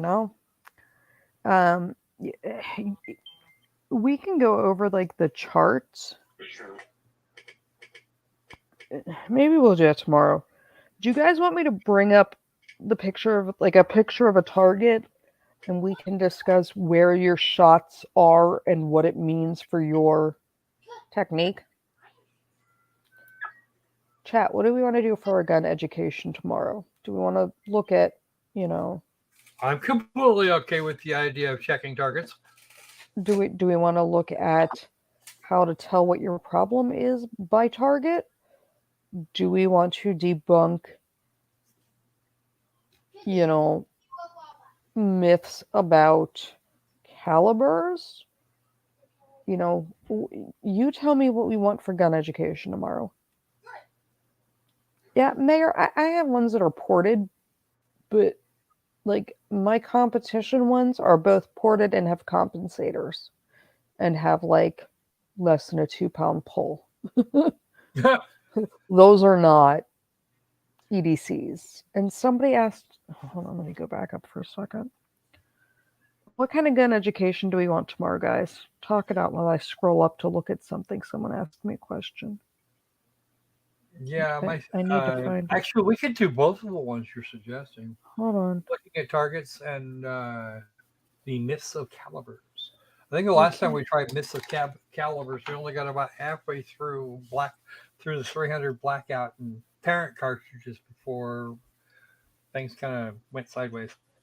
Hold on. Oh, Mayor? This is the one I saw. My favorite dailies. I generally go with my Smith & Wesson M&P in 45, my Para Ordnance, or my Ruger, or my Ruger. I tend to not. The thing is, I'm,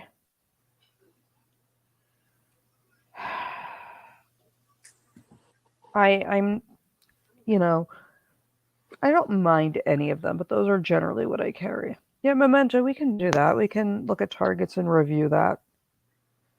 What is Mayor? Hold on, I'm reading Mayor Wrench's question. Hold on one second. I want to read it on Mayor Wrench, what issue are you having?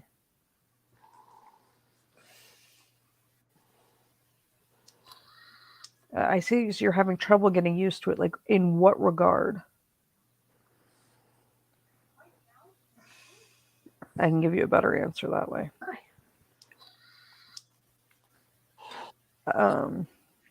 So what time are we talking streaming tomorrow, guys? Probably in the evening, I would think.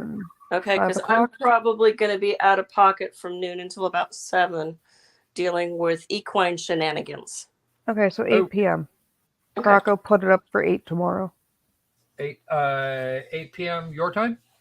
Yeah, that should be enough time for Patty to get back, right? It should be. Okay, 8 p.m. If I'm running late, I'll just log in through my phone and my truck. Yeah, so 8. We'll go with 8 p.m. Yeah. Okay, so, 8 p.m. 8 p.m. Loki time.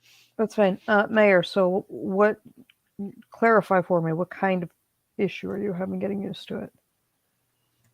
You have torn rotator cuffs for both shoulders. Would that matter? Yes. But we can, it does. Sod, it does. We can talk about that tomorrow when we talk about,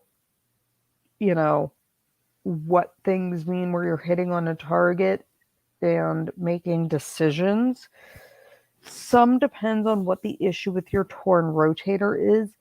If your issue, like with your torn rotator cuff, is that your shoulder's going backwards based on where your tear is, you have a little bit harder of an issue. If it's that you can't put your arm abducted and into external rotation, like a baseball player that's overhand pitching, it has no matter. The only time, the only issues with the torn rotator cuff is, if you have an issue holding your arm straight out because your tear It's usually like a slap lesion is in the bottom. It's an inferior tear or a posterior tear. That should be that would be the bigger issue. Mayor wrench. Focusing on trying to get it on target, you move around too much with the red dot. Okay. Are you having that issue with the red? Are you having that issue with the red dot because you're not used to it? Or are you having that issue with the red dot because it's a visualization issue? If you're having issues getting it on target, more practice. Yes, but first and foremost, I'm not a big red dot sight person. It is a really bad habit to get into. Okay. If you have a red dot sight, you tend to start foregoing your training and you shoot based on where that dot is. Now, if that fails, we find that people that are overly used to a red dot sight are so fixated on that lack of dot or dot that they can't use the straight sights. So my advice would be take it to the range, turn the red dot on, do it, and then if you notice, like, you put it there, put the red dot on your target, and then use your standard sights and see how it is. If that makes any sense. Is there a specific reason you have a red dot? Like for in the house? Or you just have issues like standard sights and vision? The problem is, you can see the front sight through the red, and you're trying to put the red dot on the front sight onto the target. Yeah, and that's what I'm saying. Work with shooting it not using the red dot sight. Get really good using your stock sight.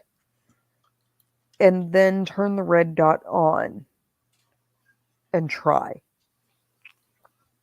Because your red dot may not be calibrated well.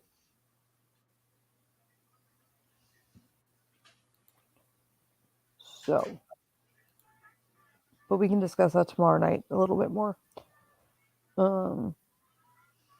Croc, I gotta run and do something real quick. You guys play this first round without me. Okay. Okay. All right, folks, waiting for more players. Our room code is MAZY. I'll read the room code. My pleasure. MAZY.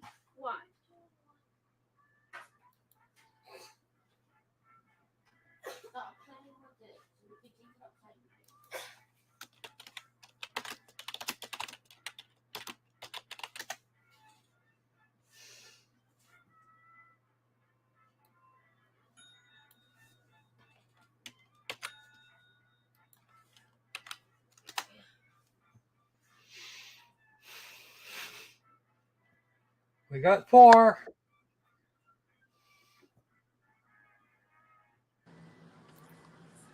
Head off there.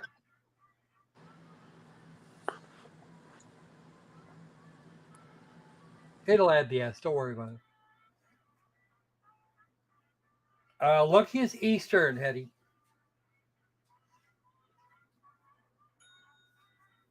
All right, here's the petty.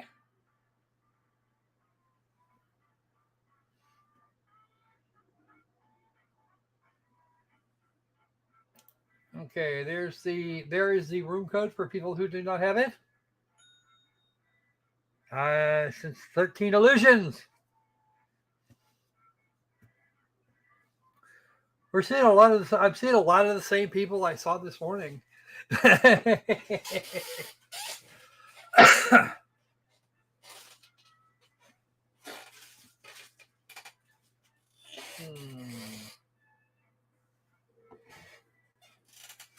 that one.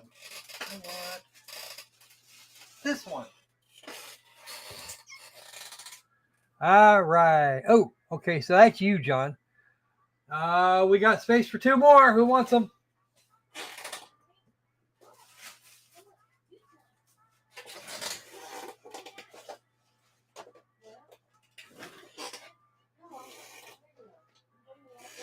The wife is now telling the boy that she's not going to do that. All right. I would join you that, but I cannot. I'm in the middle of a Mario Kart race. It sounds like a personal problem to me. Mario Kart is is way cooler than hanging with Dad anyway. So, all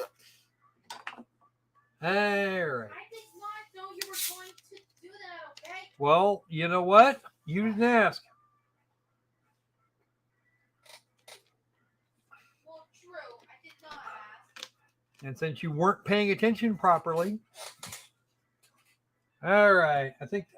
All right. I'll give you guys 1 more minute here, and then start things off. Because I can push the button at any time. I am a bounding gagged heart. I don't know why. That's what I haven't actually seen today.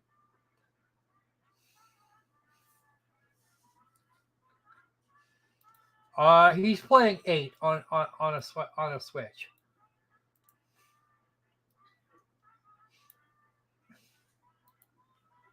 I don't think I'd want to inflict the original Rainbow Road on him. The original Rainbow Road? I played it enough times at point I have to. Well, do the best you can, because that's like 5 o'clock my time.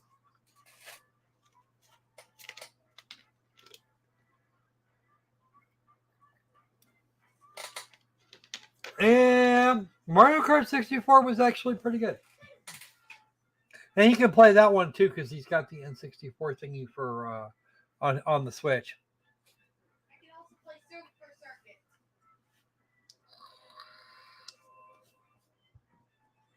My thing is that I can't be bothered to cough up so I can do the extras. So yeah, no. If you were channeling John, you'd have been through a couple. You'd have been through probably a fifth of something by now. All right, that's the end of that minute. Let's go. We're rolling. This is actually Loki's favorite game.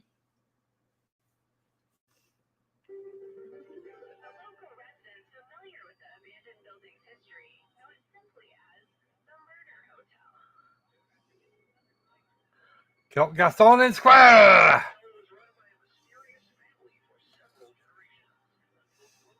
McNome and Sod.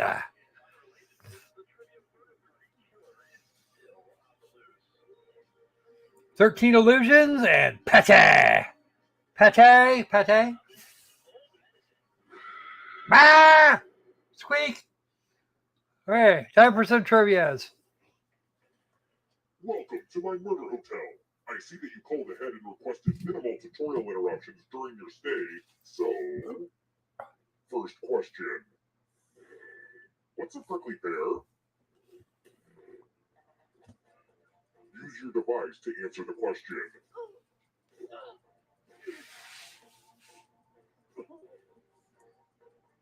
Come on, John. There we go. Answer is... Who got the question right? Oof. The rest of you, it's time. Put on the Do Disturb sign. We're at room 101. Tattoos. I promise I won't pass out this time.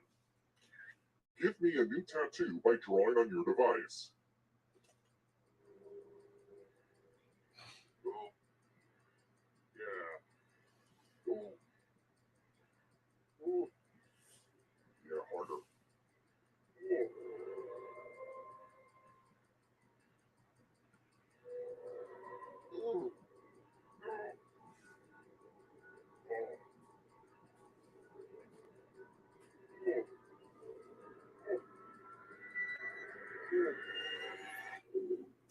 Okay, somebody went to art school. I think we know who. Now vote for your favorite cat. The artist with the fewest votes will die. I'll take that one.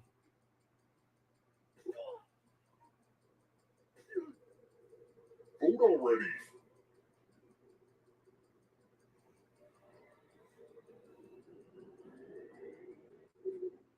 What did we decide? Great, now I need a cover-up tattoo. I will have my revenge. Squiggle, get it. Oh, Patty! Ow! Oh, that's a way to go. I always want to just push all the buttons, but don't worry, I'll stay focused. Yes, focus, demon. Let's try another one. 202. How old do you have to be to open a Facebook account?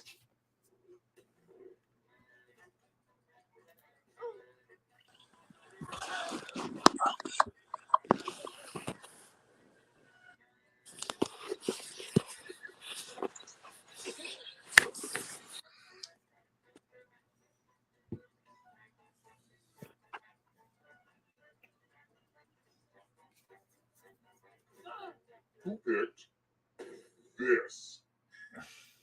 Uh-oh. Which leaves only you. I want to show you something. Okay, John, here we go. Welcome back to the killing room. Room 217. I hope you're Oh, good boy. with instructions.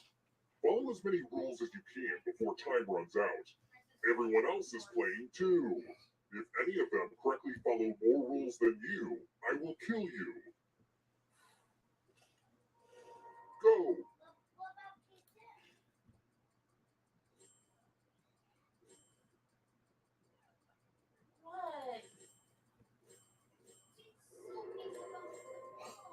It may not look like it, but this is totally different than the math minigame.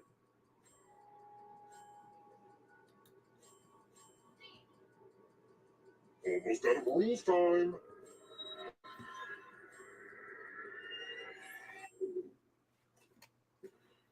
There's always someone out there better at following rules.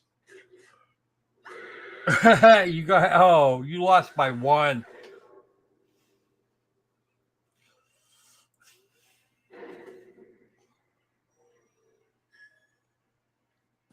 This hotel hasn't been updated much since I was a kid. Same carpet, a lot of the same bloodstains. It really brings me back.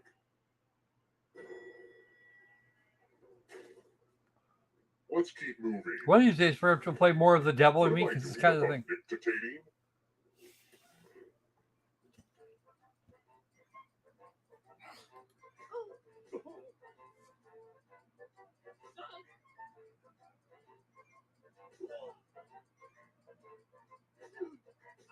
Who picked this? Only a ghost got it wrong. Well, that's no fun. Nope, we're never any fun. You should know that by now. Try another one. So here's a question on workshopping. They all have good walls, but which of these Chinese cities contains part of the Great Wall?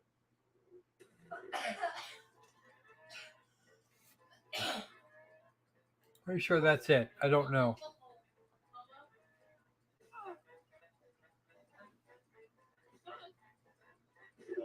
I don't remember.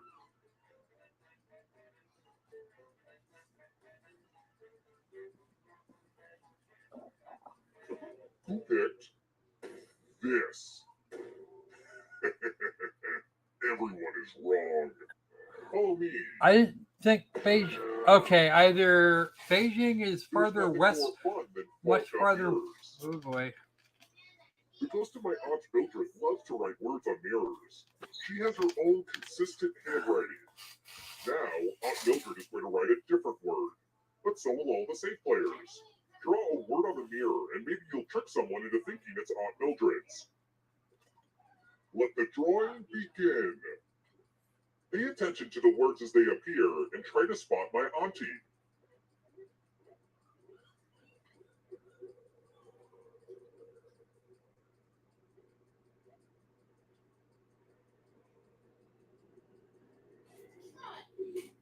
so many convincing words to choose from.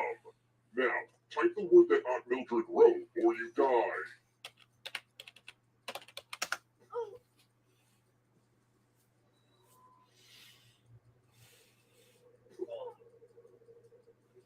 Enter the right word now, or you die. Would the real Aunt Mildred please stand up? Looks like there's no fooling you. Aren't you special? You know what that means. Oh, yikes. Oh, yes, I will. Because anybody who wants to join the audience can with that code. We're here. When one player is left alive, we'll go to the final round. Well, we're down to half. Next question. Robert Galbraith is a pseudonym sometimes used by what famous author?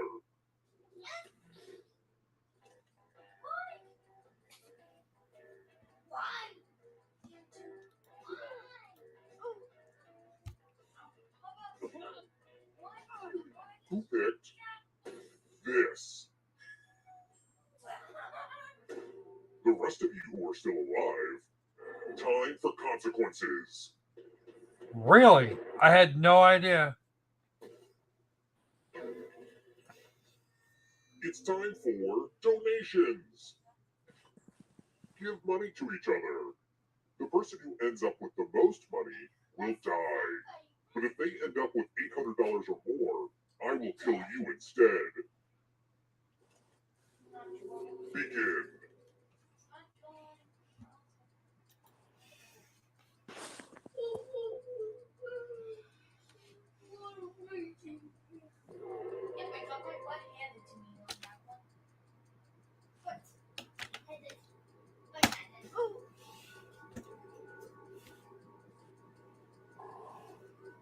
Hurry up. Was it? Okay.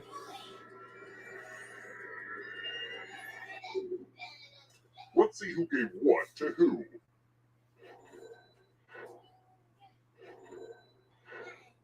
Damn. Well, that's a lot of money. Too much, really. So you're safe. I got An quick. ambitious investor, on the other hand.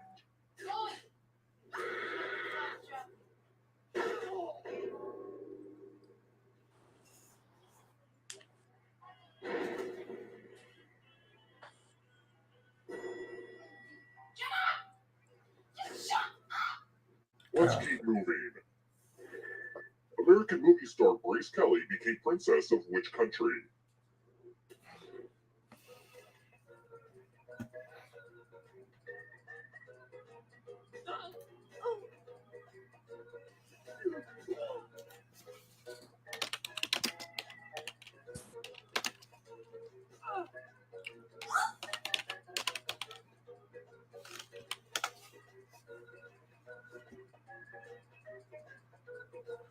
Time's running out.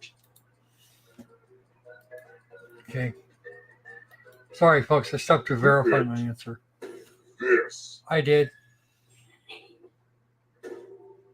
Come with me.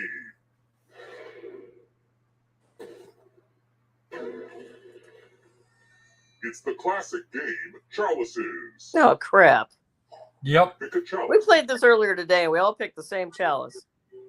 Yep.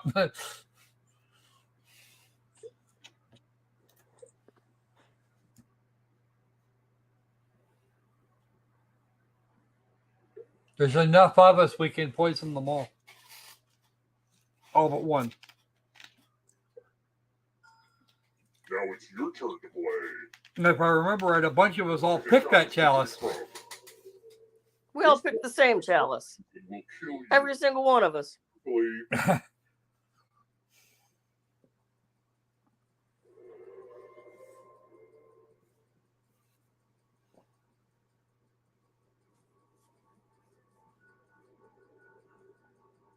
Come on, Sod, you can do it. Drink something.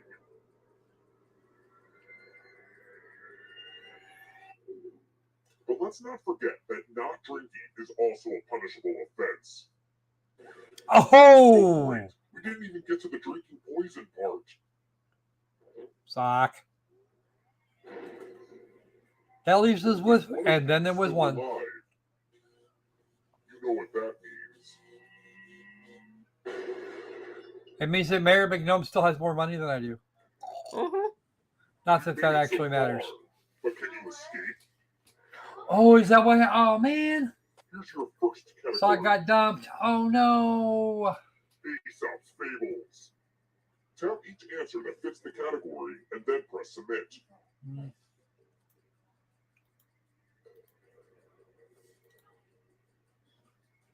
Ah. Let's see the right answers.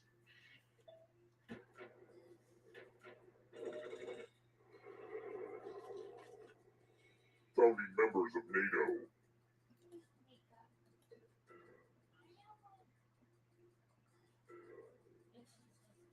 Time is almost up.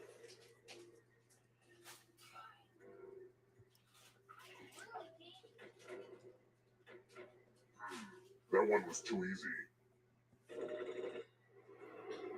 Moving on. Endocrine glands.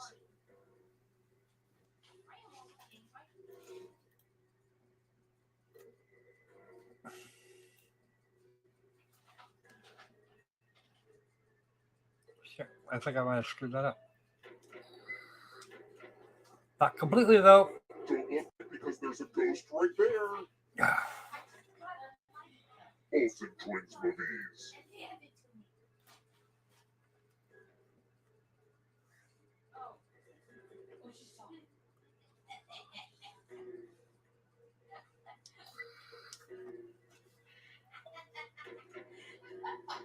Eh? Uh-oh, here comes trouble. Ruh-roh. Hey, Clark, after this round, I'm going to sign off and catch some sleep. What's that? After this round, I'm going to catch some sleep and sign off. Okay. You want me to leave it up so you can do it? We can do that. Okay. I can shut it down when we're done. Yeah. The ghost stole your life force. I live! Books and No Frank Bob's Oz series.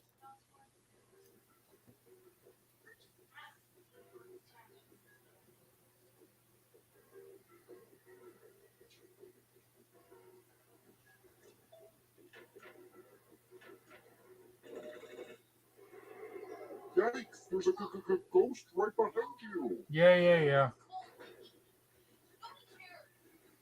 Newspaper comic strips.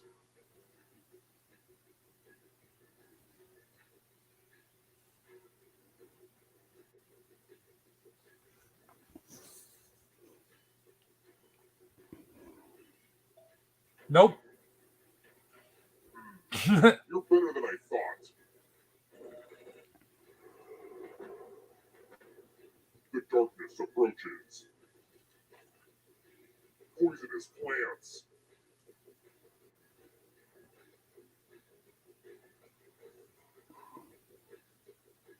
Time is almost up.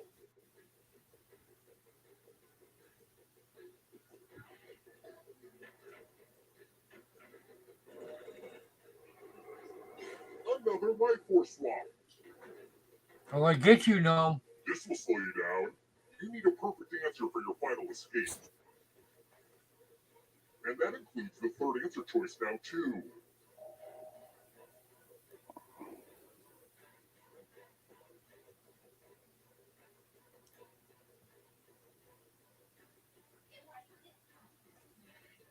None of the above. You have to get all the right answers to escape.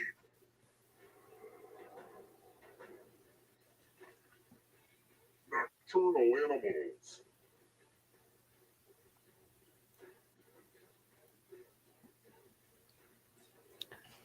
Okay, all my beasties. I'm going to call it a night. I'm exhausted. Croco's going to stay here and you guys can play games as long as you'd like. I'll see you all tomorrow. All right. Night-night. Night-night. Boom! Hemlock was the only one as far as I know. Well, it was hemlock. I think African violet's poisonous too, but.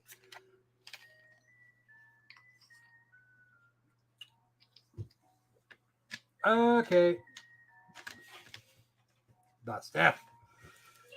Yep, night, Steph. Okay, we are going. So who wants to trade this one for Quiplash?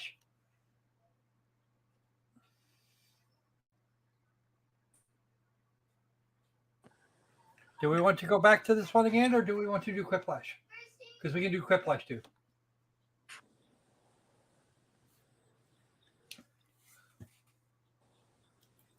Okay, me Johnson for Quiplash.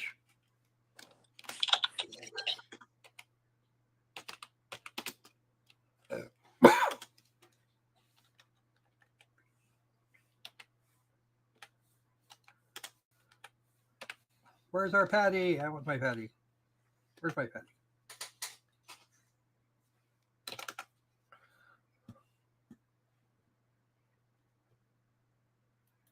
All right.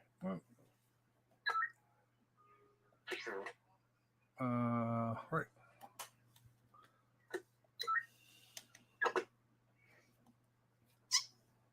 Okay, do not close the tab / window / whatever. The game will be back momentarily. Wasn't supposed to do that. It wasn't supposed to do the thing it did.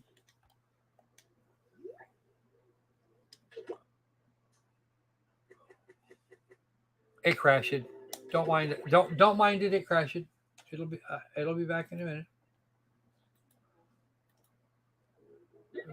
Sharing of a screen.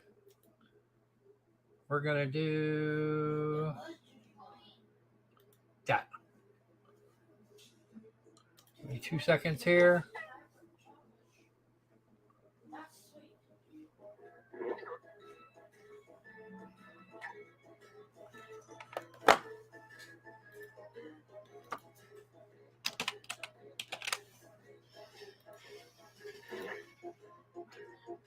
Boop.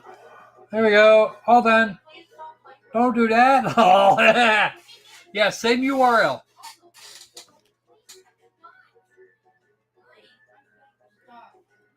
Same URL, different and a new room code.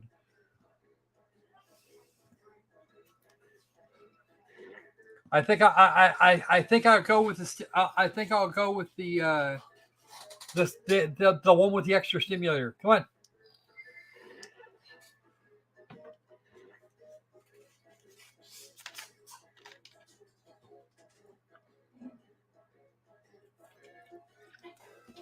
Enter the room code NPJO. Oh, okay, Patty.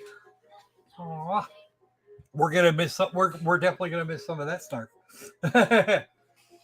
Who knows? One of the rest of us might actually win. Anybody else? Are you a serial bit again? Oh yes, you are. Come on, we got some more people running around in here. Come on, let's try and get one more in here.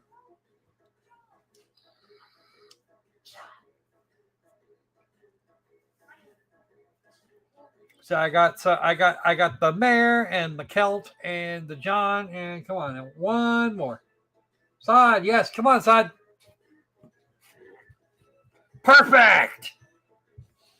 Picky a thing and let's do this. Time for some typing.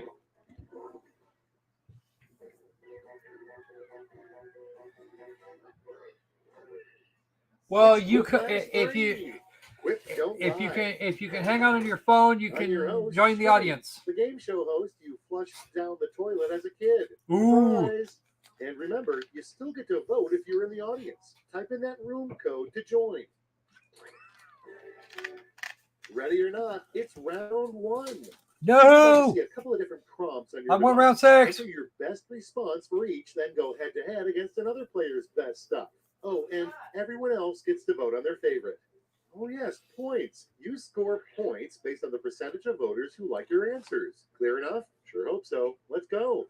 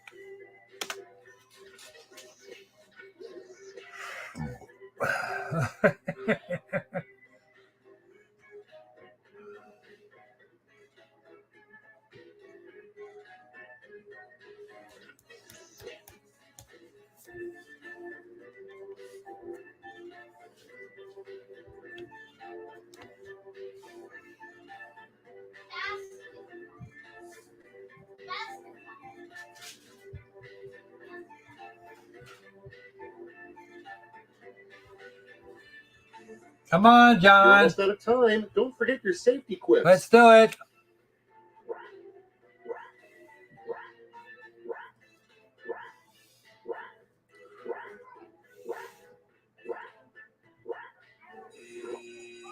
Hopefully you got at least one of them, man. And that's a wrap. No turning back now. And going Voting first is- time. It's easy to walk out of a timeshare pitch until they offer you blank.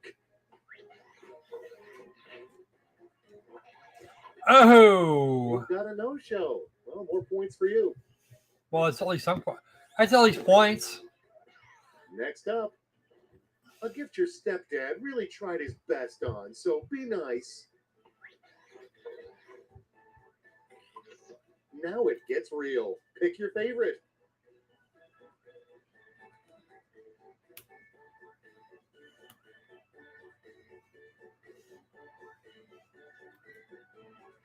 Mind you, one of those was actually a Christmas gift one year. that's the thing that happened to me.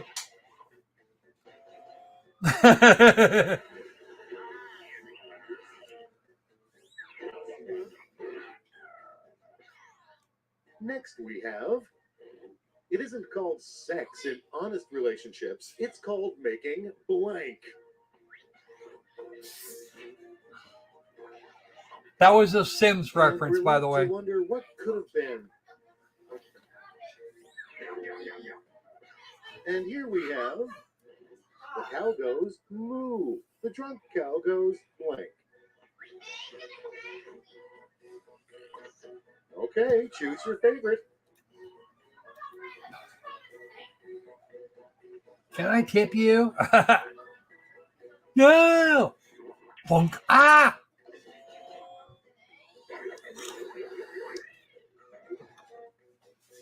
Murph.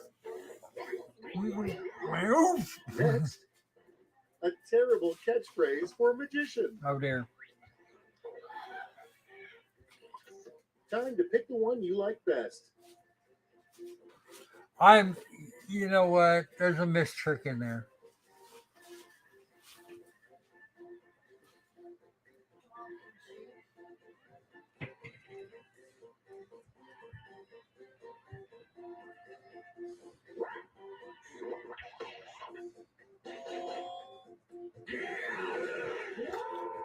I should have said, "Hey, Rocky! Hey, Rocky!" I would have gotten the Thomas Now that voted for round sure. one is a distant memory, let's move on to the scores.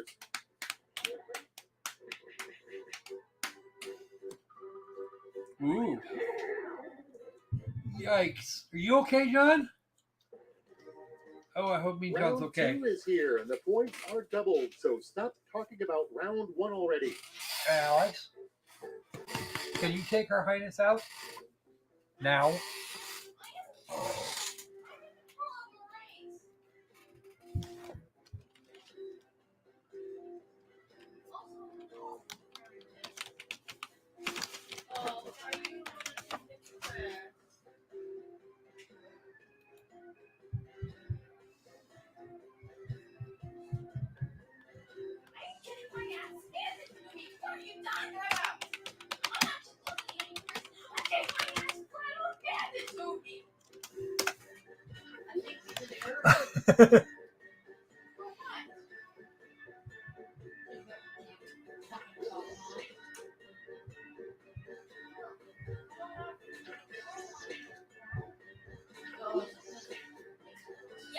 See, he can open a door while the dog. He can still open a door while the dog. Let the dog out while he's doing that.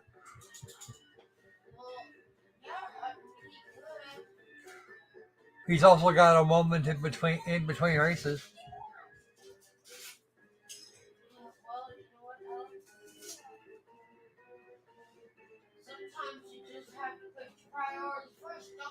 time's winding down. Use the safety equipment if you have to. Come on, Kelty. You can do it. Got it. Yay. Don't let me down. It's like John's back as well. At the front of the line is something that's better left to people under 30. Co-ed naked skydiving. All right, vote. That sounds very Patty-like, except that she's not here.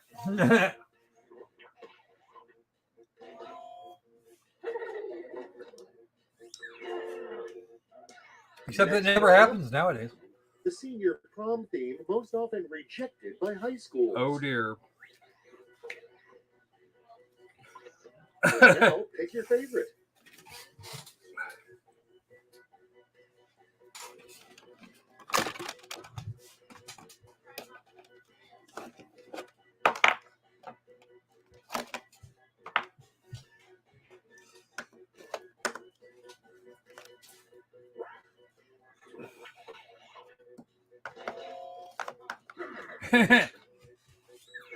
I see we both have the same idea in Check mind this there, out. Sod. The quickest way to get fired from the Olive Garden. Ooh. Here's the fun part. Pick your favorite quip. See, I would have said spunk in the breadsticks.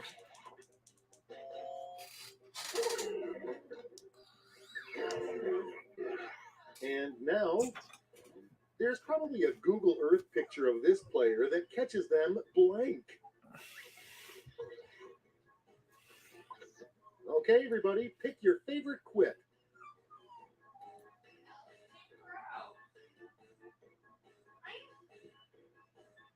I'm sorry.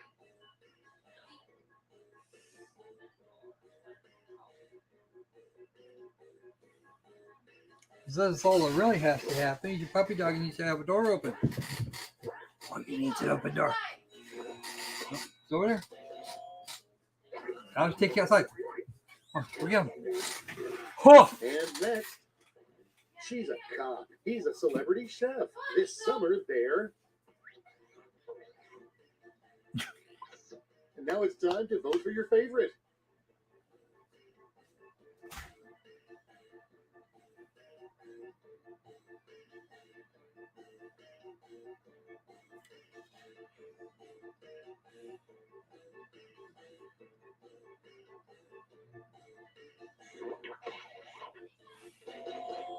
Ah!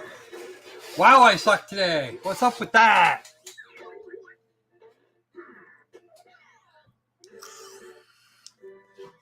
Okay, only one round remains. Let's see how it's shaping up to this point.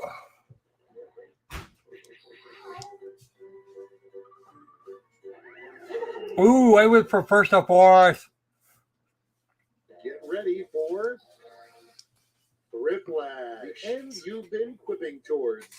You'll each receive a prompt that requires 3 separate responses. Don't screw it up, okay? And due to the fact that we have an odd number of players, you get the honor of competing against me.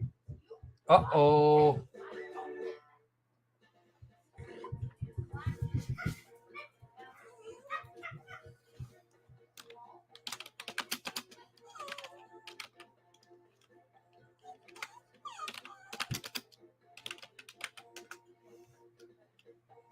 Dad, Eagle gets a treat.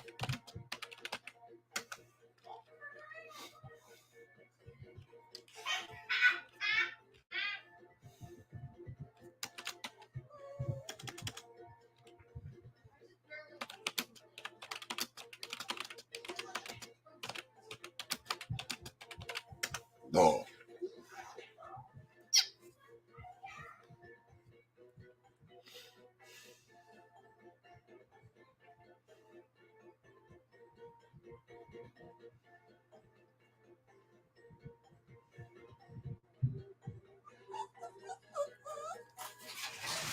Yes, dog, I hear you. Yes, folks, there's a dog. There you go, puppers. Once we get finished with this round here, I'll help you with the other things you might Time's want. almost up. Hurry.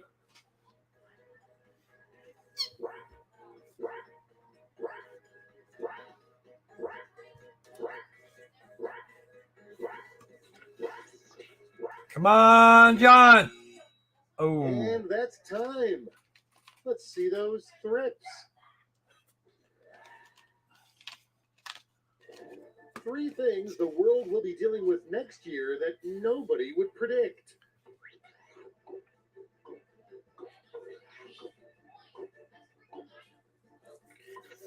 All right, people, it's voting time.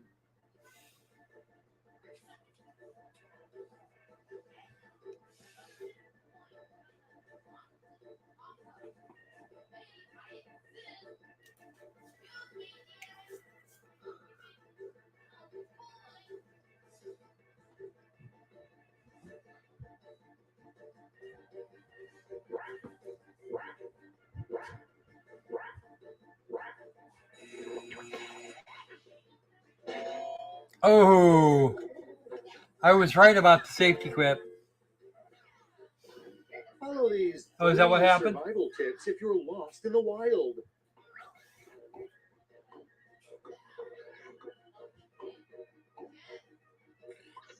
All right, vote for the one you like best.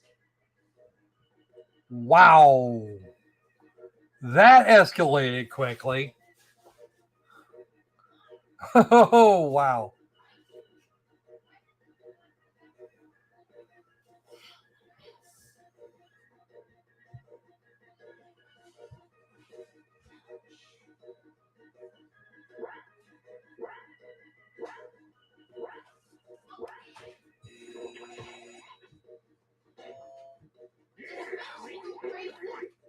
Yikes.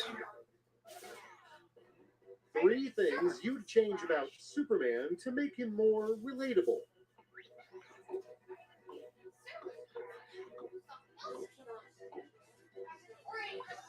All right, choose your favorite.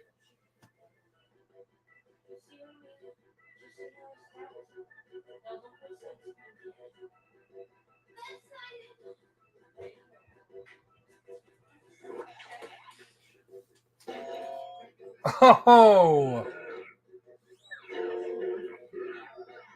Yikes. I can't believe we made it. Let's see the final scores.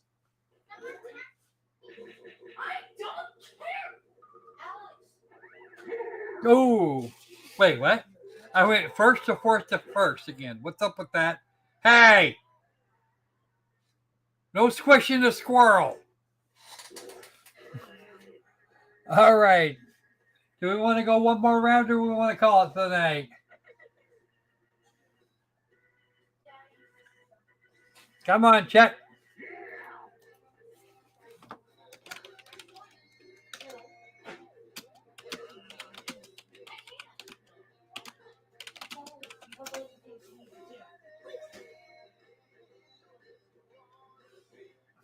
No, get off of my phone. Yeah, I think that's actually what happened the first time.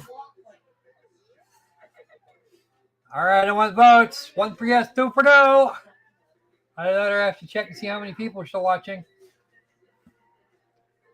Okay. There's at least one more. We can't do this without at least 2. Okay, Mean John is in. And Kelt. Do not get into my stuff over here. It's not All right. yours. Get out of it. Do we want to do this with the same players or do we want to do room code? Otherwise, I'm gonna start getting candy you won't eat. Like OC.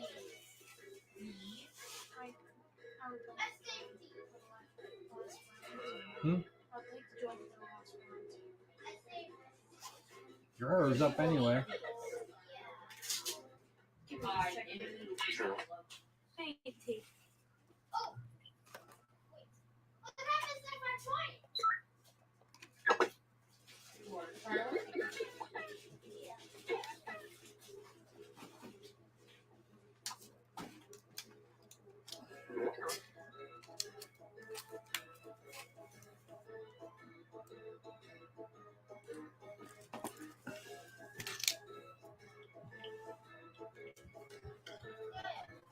Give me a second here. Just gotta put something. I just gotta put something away here. I'll go find the device.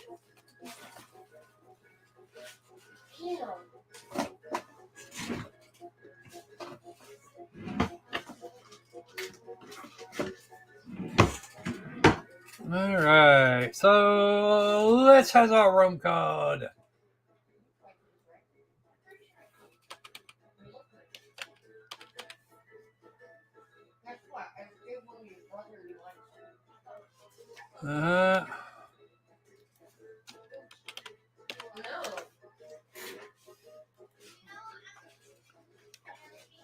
Okay, one room code. And the room code is SNBJ.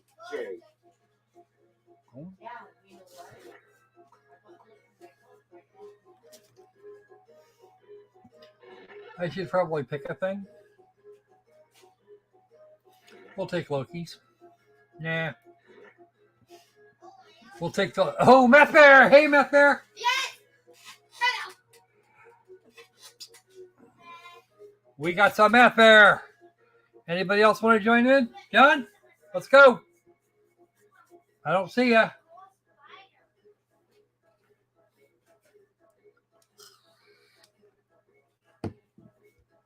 Come on, John. There you go. That's better. Now we'll have 6, and Schmitty won't have to notice that I stole his name. 3, 4, 1, 2, 1.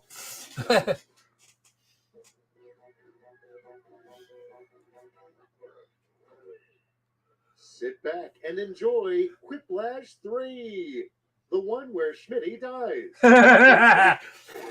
The one where, uh-oh. And I'm trying to figure out which one of you will snort last. Round 1 is on deck. You get points based on the percentage of people who choose your answer. Off we go.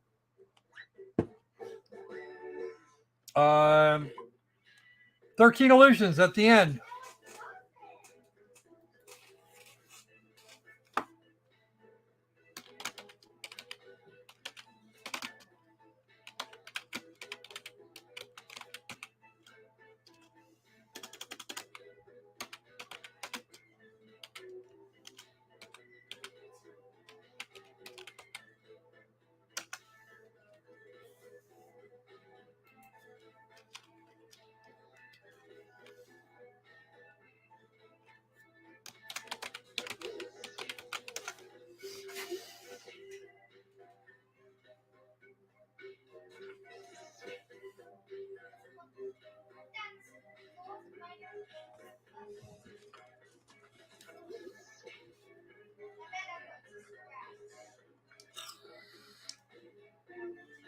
Das Math Bear needs to get on with it.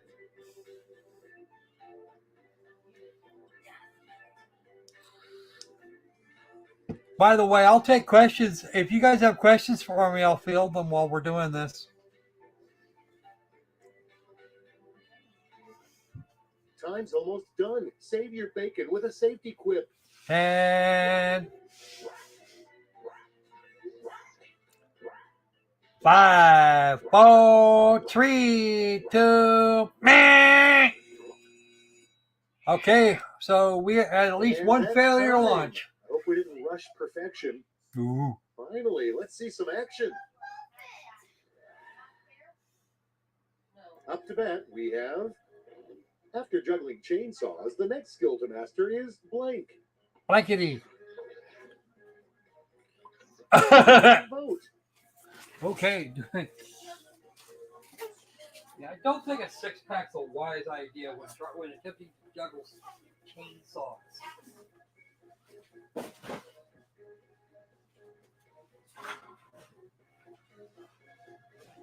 Go. Oh, never mind. It wasn't me go. You can't do that. Next on the docket, that horror movie Who was won? so scary until the killer turned out to be blank. Decisions. Choose your favorite. I sense a safety quip.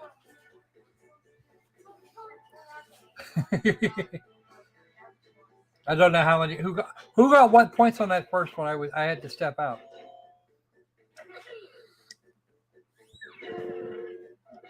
Without further ado, the most common birthday wish is for world peace. The second most common is blank. Time to pick the one you like best. I'll go with that because that would be more common than the other. Because there's some people that actually like in there. Those people are strange, but hey. Yeah. Moving right along. An appropriate pickup line for church. Now it gets real. Pick your favorite. One of those was clearly better than the other.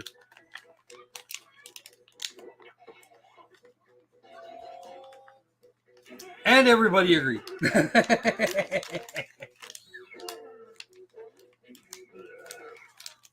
And next is a cute nickname for your butt. Oh dear. And now it's time to vote for your favorite. You can tell there's a bunch of guys here.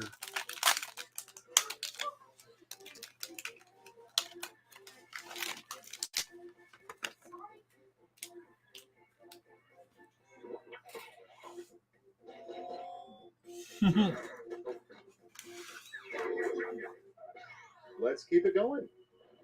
Unfortunately, Curious George was the most curious about blank. All right, choose your favorite.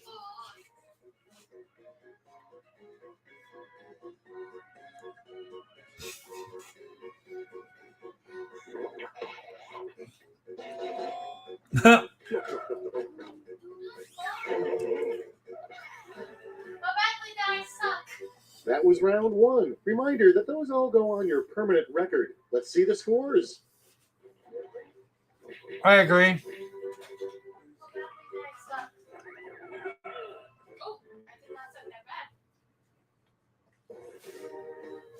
I hope you shook off the nerves because it gets real in round two. The prompts are more demanding, so I've doubled the points.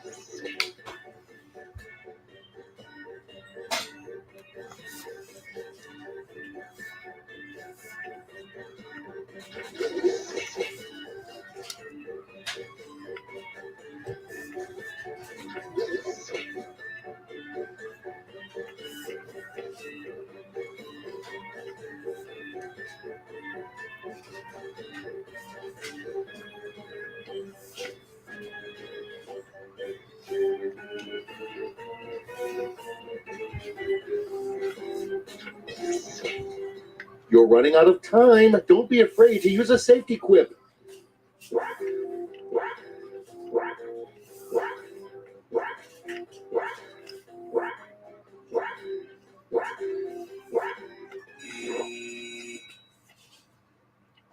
Okay, pencils down. So, how do you think you did? Let's see. And we start with, let's say you have writer's block during a comedy game. What's the cure? Let's vote.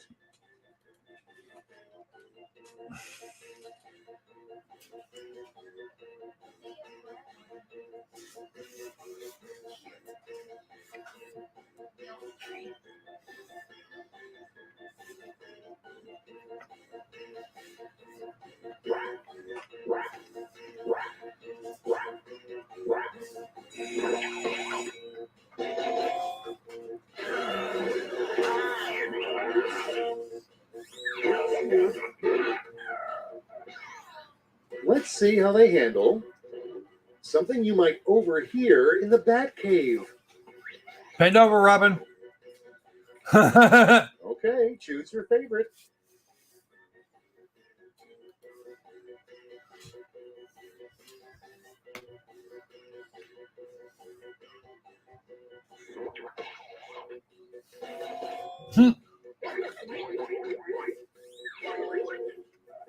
Okay, what's next? The name of a punctuation mark used when a statement is followed by a fart. And now, pick your favorite.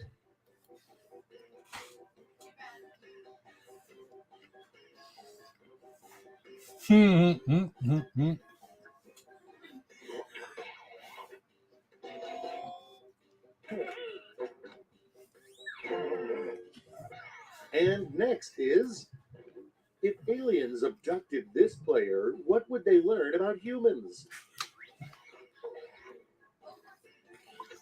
Okay, everybody, pick your favorite quip.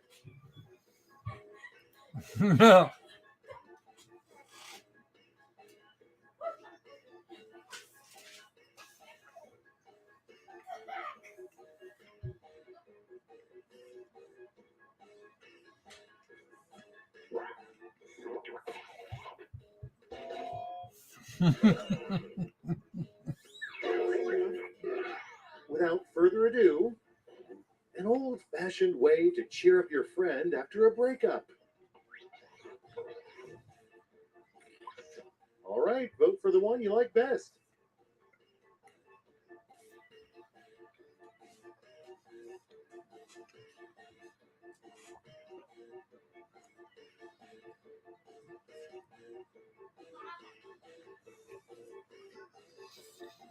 Wow.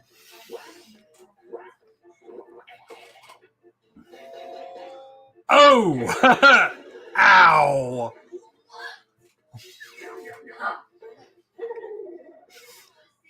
Next one up. Sorry, Johnny. What's the highest reported crime in Flavortown? All right, people, it's voting time.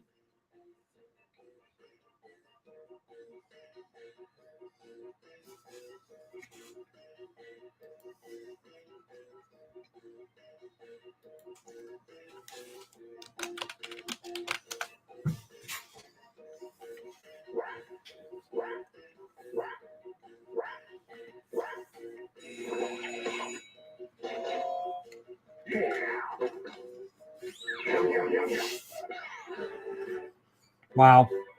And round two is history. Let's see how it'll be remembered.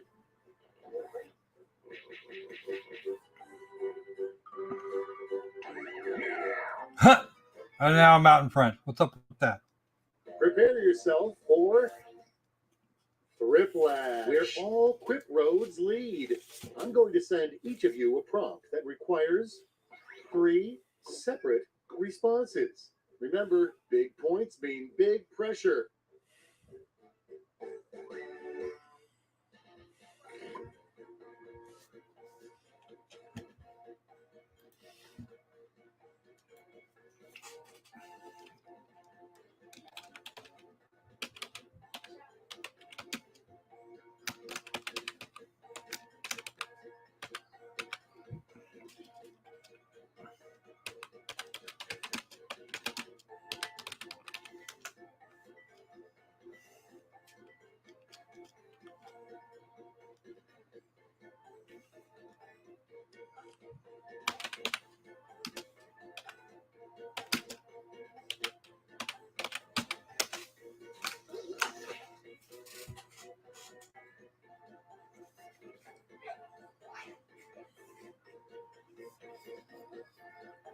I think I played a little too straight on that one.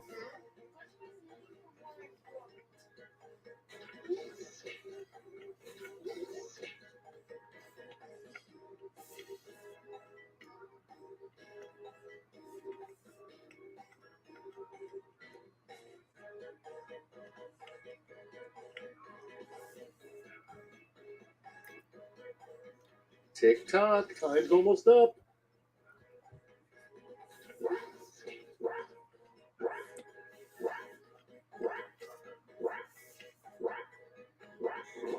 let's go inside. 3 things you'd put in a trap as bait for Ben Affleck.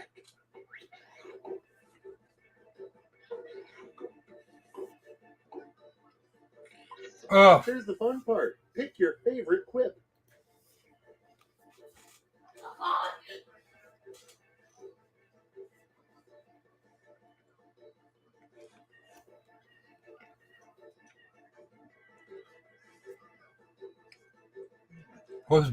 Wasn't Bennifer a thing?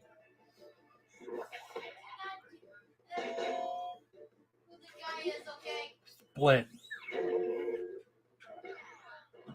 3 pieces of advice you'd give your younger self.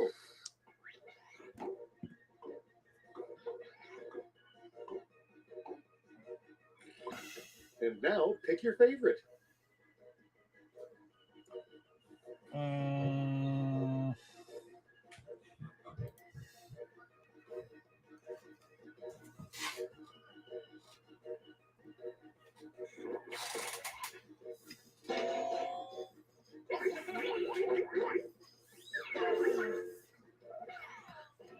Three secret off-menu items you can order at McDonald's.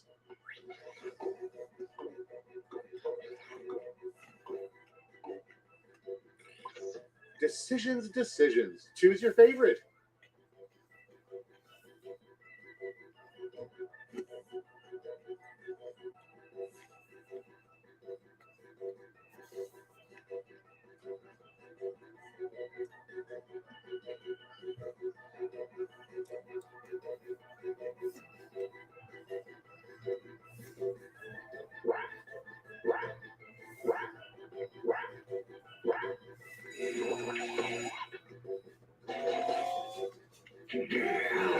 Ooh.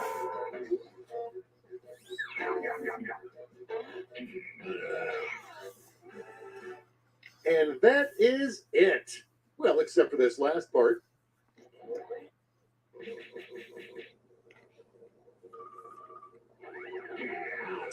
Wow.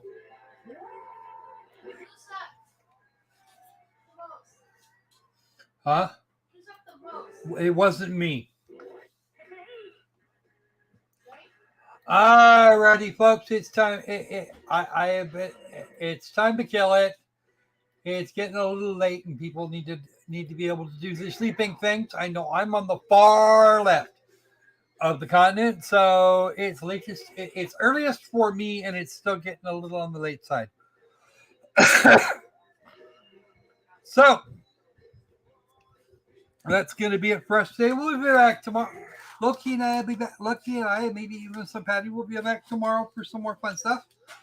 I believe it's 9 o'clock Eastern. So, is it 8 o'clock? 8 o'clock Eastern. So that'll be fun. All right then. We will catch you folks up later. I'll have the new bit up here for you in a little while. Thanks everybody for coming and those who joined in the fun games. Those were great. Hello, Lady Sky. Loki had to wander off for now, but we'll be back tomorrow evening. Just keep an eye out on the channel. All right. So between now and the next time we see you, be safe, busy. And let's begin fun again, which is supposed to be the actual script for my channel. I should stop doing that. All right, folks. See ya.